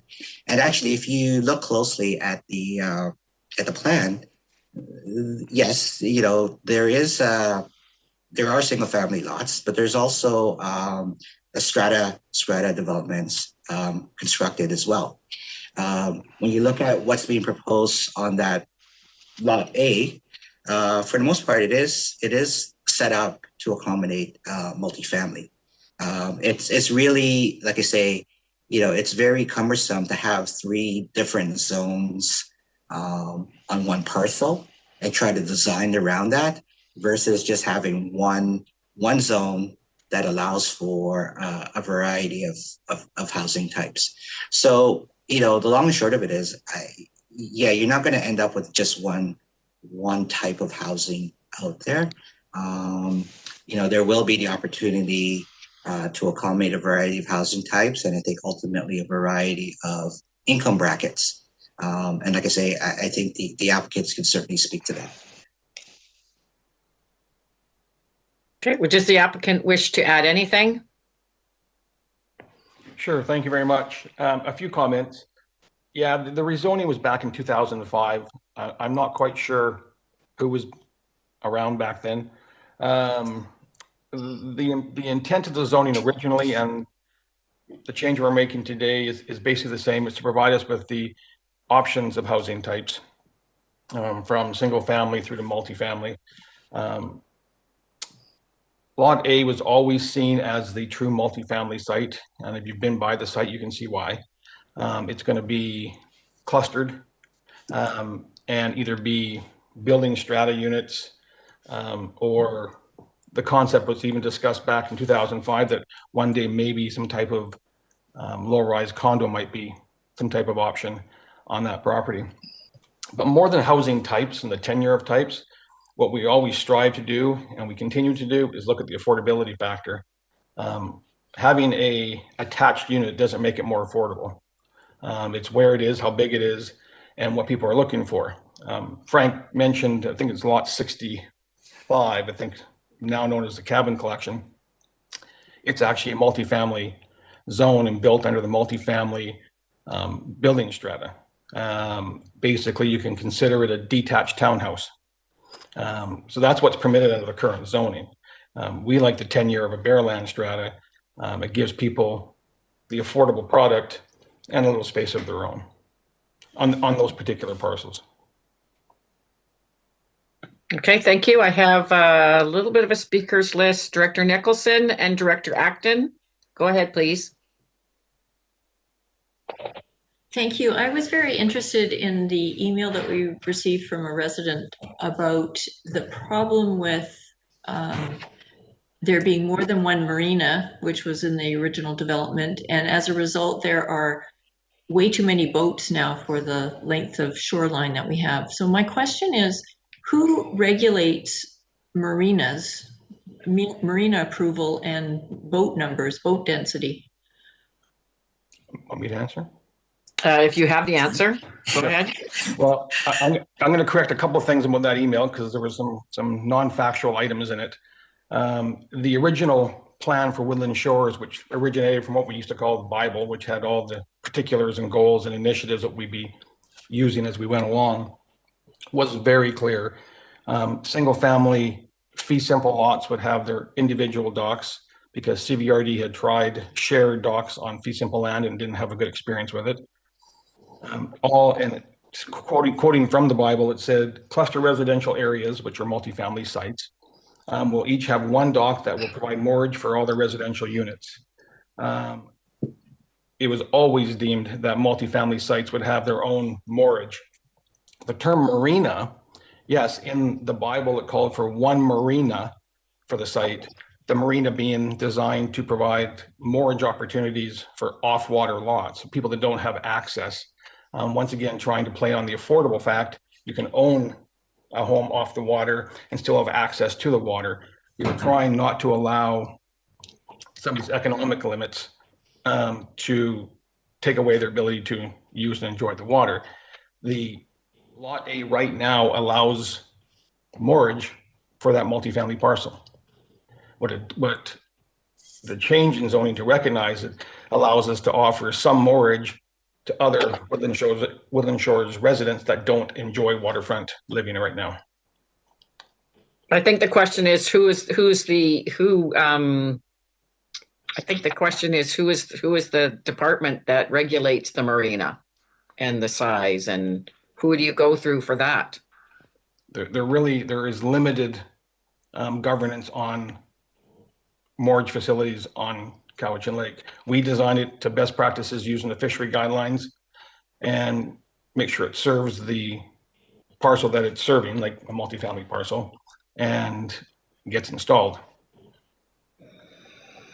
Okay, I have, is there anyone else? Director Acton and then Director Kuhn. Oh, Director Nicholson, did you have a follow-up? I would like to carry on this conversation, but we can come back to it if you like. Okay, Director Acton, Kuhn, back to Nicholson. Oh, Smith and Nicholson. Go ahead, Director Acton. Thank you, Madam Chair. I appreciate that this rezoning went through, or the whole project idea went through 15 years ago. But did you ever have, this is to the applicant, I guess, and I also have a question. Did you ever have a concept plan so that, and did the community ever come together and say, okay, this is a big opportunity to kind of get what we want here and to build something that the community wanted, like they wanted access to the water, like a little marina, and maybe parking for trailers and some additional different types of housing and some commercial space. Like, did that conversation ever happen? This seems like a great opportunity to really get the community to design it for you. So then you'd come to the CBRD and you would get all the zoning that you need. Well, with the greatest respect, we already have the zoning we need. All we're dealing with is trying to make some good planning decisions based on those discussions with our community. It all originated from the community not wanting us to, quote, overload lot 67 with 36 units that was originally approved and try to take those off the waterfront and put them onto an upland lot that was 15 acres. It seemed like a great suggestion, reasonable, and that's why we're here. The rest of it, there's no requested changes in use or density. The process we went through in 2005, 2006, I can't really remember the exact dates, was long. There was lots of community input. I believe Director Kuhn was the APC director or something, whatever the terminology is back then. Most of what you see at Woodland Shores came out of that process with the community. And I just want to point out that I know it's 10 years later, but we can't lose sight of the fact of what the community did get out of the rezoning. They've got 74% of the land dedicated as park. They created we call it the Uplands Park. I think you guys call it the Bald Mountain Park. That's 890 acres of park dedicated, I believe may still be the largest park dedication in CVRD's history. We created a waterfront park on the south, a waterfront park on the north is planned when the north comes together. When we did the Uplands Park, there was, I think it's 6 or 8 kilometers of hiking and walking trails constructed, over 100,000 seedlings created or planted. We remediated, I think it was 2 wetlands, numerous streams that had been decimated by poor logging practices. We put in place groundwater covenants, pesticide covenants, hazardous goods prohibitions, environmental conscience covenants, which had never been done. And I believe we're one of the very few that have a tri-party agreement to protect riparian areas, meaning that it's us, CVRD, and the Crown collectively untitled to protect things. So yes, we did do all that. And everything that the community has received came out of that process. The idea for the marina, the village commercial, which I want to make very clear is it's a bait shop, ice cream store, not like a Max convenience store. That all came out of that process. Thank you. Yeah, and it sounds great. And I just was curious if there was like some drawings that we could have seen, but I guess that's from a long time ago. And yeah, so I guess, and I hear you have a bit of frustration from the past, and now you're here back again, which no doubt we hear a lot of, and maybe not so much to your case, but it's really, I think the CVRD and the developers can learn to kind of work together a little better and say, actually, I'd love to build that kind of housing, but I can't afford it. It's not feasible. It's not affordable, but this is what I can do. So like, we never actually reveal the numbers, the costs or the profits. And we know developers have to make money and we expect you to, But anyway, that's just a bigger conversation for another time. And, you know, I think for the whole community, it sounds like it could be a really exciting project. Just one comment on that, if I might. One of the reasons why detailed design plans weren't done up for each individual multi-flex lot was for the simple reason we're here. When we actually approached CVRD 15 years ago, whatever it is now, we actually proposed a master development agreement which would set the entire density for the entire project, state all the public amenities and the housing types, and then over the years we would implement that plan, which gave us flexibility. CVRD staff at the time had never dealt with a master development agreement and preferred instead to do individual spot zoning, which creates these kind of processes. Our frustration isn't frustration, it's just we're trying to do the right thing for planning and trying to plan properly. And if you notice, this application was made in 2018 originally. So part of the delay has been us because we wanted to meet with the community and COVID hit. But it's when you're trying to do the right thing, any developer can slam in housing and it'll sell. But it doesn't mean that it's the right thing to do. And last thing is, you mentioned costs and profits. You forgot one other part, losses. Development has losses. Woodland Shores went through 2 global implosions, financial implosions, and now a pandemic. It's a great place to live. We're really happy to be there, but there's no illusions about the fact that it's a big project and it's taken a long time to roll out. Thank you. Director Kuhn. No, not Director Smith, and then Director Nicholson. So one of the things that I noticed in the APC, and Mr. Hopkins, maybe you can answer the question, is there seemed to be some concerns about the treatment plant and adding, even though the zoning is already there and you could build exactly what you've got zoned for, does the plant have the sufficiency to actually handle the homes, whether it's the current zoning or rezoned? Can you just address that? Because they seem to have some concerns about that. Mr. Limshu, did you want, he had his hand up first. Sorry, Mr. Hopkins. Sure. I'll take a crack. So that discussion did come up, as you mentioned, in the APC. Staff and the applicant are fully aware of the issue. And it's my understanding from our engineering department that there are planned upgrades to address the concerns around smell and so forth that have been arisen. Oh, I see Mr. Dennison has popped in, and certainly he can provide more detail on that. But generally speaking, we are aware of the issue, and there is provisions to upgrade and rectify the problem. Mr. Dennison, and then to Mr. Hopkins. Thank you, Madam Chair. Not really much more information, just to say, yes, the plant can be expanded. There has been some issue with odors, although we don't find that it's that dramatic, but the sensitivity is very tricky, right? And there's particularly one individual who's been finding it very difficult. So we're looking at that. We have some ideas about how to address that odor issue. Otherwise, the capacity issue isn't really a problem. There's lots in the ground disposal system, and the treatment plant was planned from the outset to be upgraded as it went through the phasing. So it's just a matter of doing that as we go. Thank you. Mr. Hopkins? Just reinforcing that actually all the infrastructure that was put in place at Woodland Shores was designed for the maximum density that would eventually be built out. The sewage system was designed to be added to in blocks or phases or whatever the engineering term is.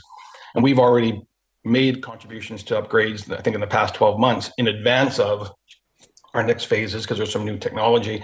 I just want to point out too, staff have been great dealing with the odor issue. It's not we have no ownership over the system, so we really can't ourselves do anything. But I believe that most of the odor, where it was coming from, being the open area, gross stuff, has now been totally enclosed in a building with charcoal filters. So that with some extra plantings, I think that's going to help alleviate the problem. Thank you. I have Director Nicholson. Thank you. I'd like to go back to my concern about the foreshore environment. And I know with Crown land, you have to get approval from the province to put in marinas. But this is, I guess in this case, Timber West, I think, owns the bottom of Cowichan Lake, which makes it a little bit more challenging. But I think that we've learned a lot in the past 15 years about environmental protection along the lake shoreline. And I am wondering if there's an opportunity here to strengthen our foreshore protection, because high density of boats and marinas and gas and shading and just general use is really detrimental to the environment. So I'm wondering if there's any opportunity with the rezoning. And this is a question for staff, I guess. Yeah, it's an unusual situation in the sense that, you know, the lake bed is actually it's privately owned by Mosaic at this point in time. I mean, you know, as Mr. Hopkins has indicated, you know, as a developer, they've been working with staff and the community to make sure that they produce a quality product that, you know, at the end of the day, the community can be proud of. And certainly, you know, we can have this further discussions with the applicant about what we can do,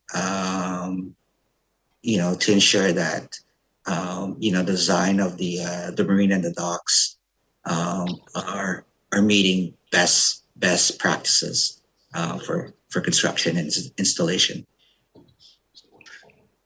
Follow up, Director Nicholson. Just to follow up, there is the Cowichan Lake and Stewardship Group who have done a lot of work in this, and they might be a good resource.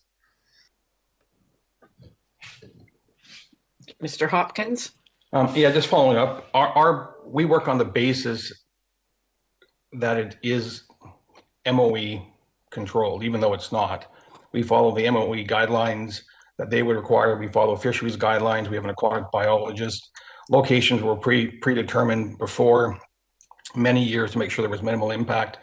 One of the reasons why the boat launch, which was originally considered as part of Woodland Shores, was deleted was because of that potential further impact that boat launches create in relation to the foreshore.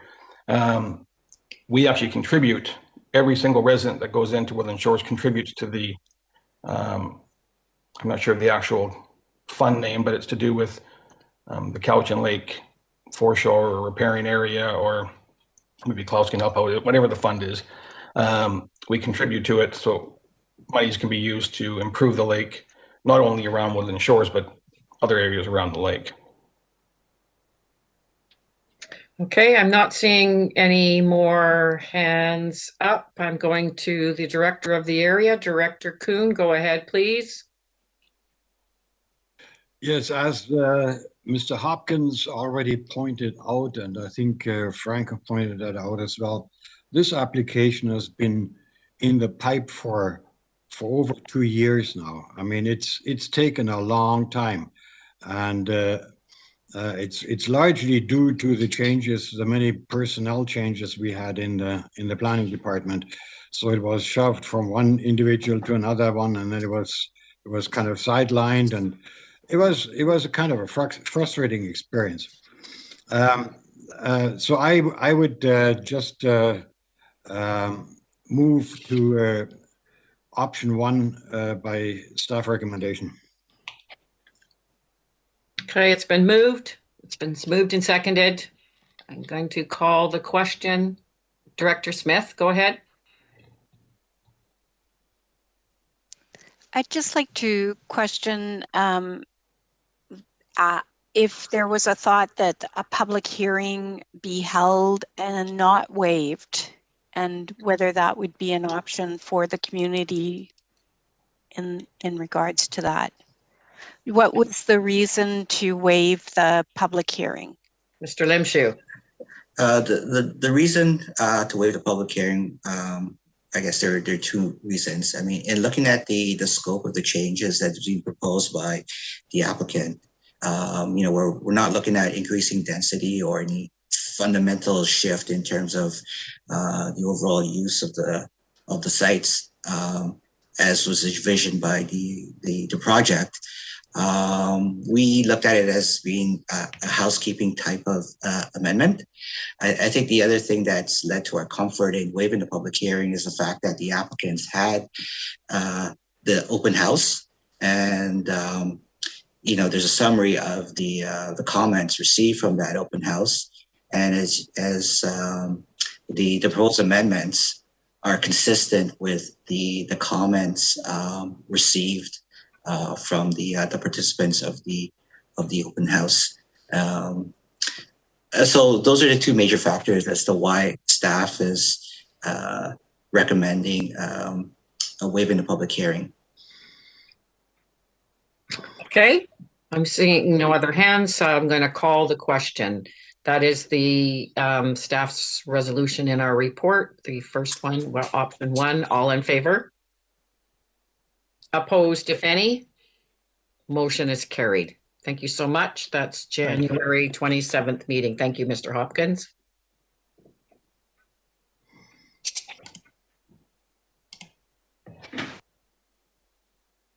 R9. Thank you, Madam Chair. R9, staff report from Finance, Gas Tax, Community Works Fund. Recommendation is that it be recommended to the board that Electoral Area A Community Works Fund 2.0 funding of $315,216 be reallocated from the Mill Bay Community Village Development Project Phase 1 and 2 to the Mill Bay Shawnigan Lake Road multi-use roadside pathway. It's been moved. Is there a seconder? Been moved and seconded. I'm going to call the question. All in favor? Opposed, if any? Motion's carried. Thank you so much. Moving on. R10, Sentinel Ridge Sewer Inclusion, 2465 Huckleberry Road. Recommendation to the board is that the certificate of sufficiency be received and that bylaw 2790 be amended to include the property described as PID 0011924442, and that the amendment bylaw be forwarded to the board for consideration of 3 readings and upon payment of capacity connection fees be considered for adoption. It's been moved. Is there a seconder? Moved and seconded. Call the question. All in favor? Opposed, if any? Motion's carried. R11. R11, Cobble Hill Village Sewer Inclusion for Garland Avenue. Recommendation to the board that the certificate of sufficiency be received and that bylaw 4205 be amended to include the property and that the bylaw be forwarded to the board for consideration of 3 readings and upon payment of capacity connection fees considered for adoption. It's been moved. Is there a seconder? Been moved and seconded. All in favor? Opposed, if any? Motion's carried. Thank you. Is there any unfinished business? None. New business? None. So now it's question period that we now wait for 10 minutes, if I've got this straight. So we wait now to 5:25. And if we have any questions, we come back. Correct? All righty. 10-minute recess.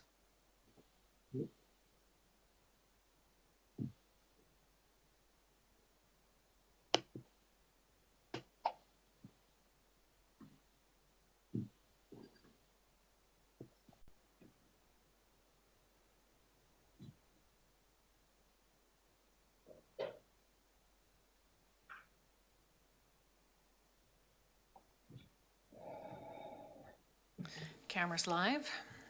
Go ahead. Well, welcome back. Do we have any questions, Ms. Legault? The first submission is from Bernard Yearlink. Dear Chair, will the public have input in the revision of the soil deposit bylaw? I'm not sure about that. I think we have to, there'll be discussions with staff. The second question is, can the CVRD regulate soil deposit on ALR land on 37?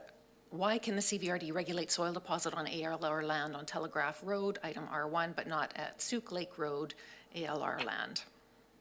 I don't think we can. We sent it to the ALR. There is a third question, but as per policy, there are 2 permitted. So I will move on to the next submission, and if you'd like to go back to them, you can let me know later. Cliff Evans, Madam Chair, on C11, when will the public have a report on anything from closed session that can be shared with the public or reported to the public? I'm not exactly sure when, but it will be reported out. Second question, would you or staff please explain to the public why the CVRD doesn't seem to recognize BC government registered covenants and registered building schemes in the CVRD soil deposit bylaw, and what authority do you have to do so? Don't know the answer. Again, there's a third question there, and the final submission is from Susan Kaufman. Good afternoon, Madam Chair. Is it not the purpose of the EASC meeting to hear from applicants and staff on a variety of topics, and for the directors to listen and ask questions before rendering a recommendation, and that the recommendation are given based on this process? Shouldn't all those involved act and treat each other with respect, and not just to get on with it based on one participant's opinion? I don't know what she's talking about, because I thought that everybody was respectful as they could be. And the next question is on R6, RZ 20F01 on Highway 18. With the understanding that adjoining lot has water and sewer, could consideration be given to exploring joining that system, given that the nature of proposed use of automotive repair, and could staff explore that option? Apparently not. Nope. Those were the 3 submissions, unless you want me to go back to the third questions. That's good. Was there, everybody had their questions that were sent in? That's good. Thank you. Now a motion to go into closed. Been moved. Seconded. All in favor? Opposed, if any? Motion's carried. Do you want to, what is the motion for closed, Ms. Legault? It's to close the meeting in accordance with section 90, 1 subsection F and I.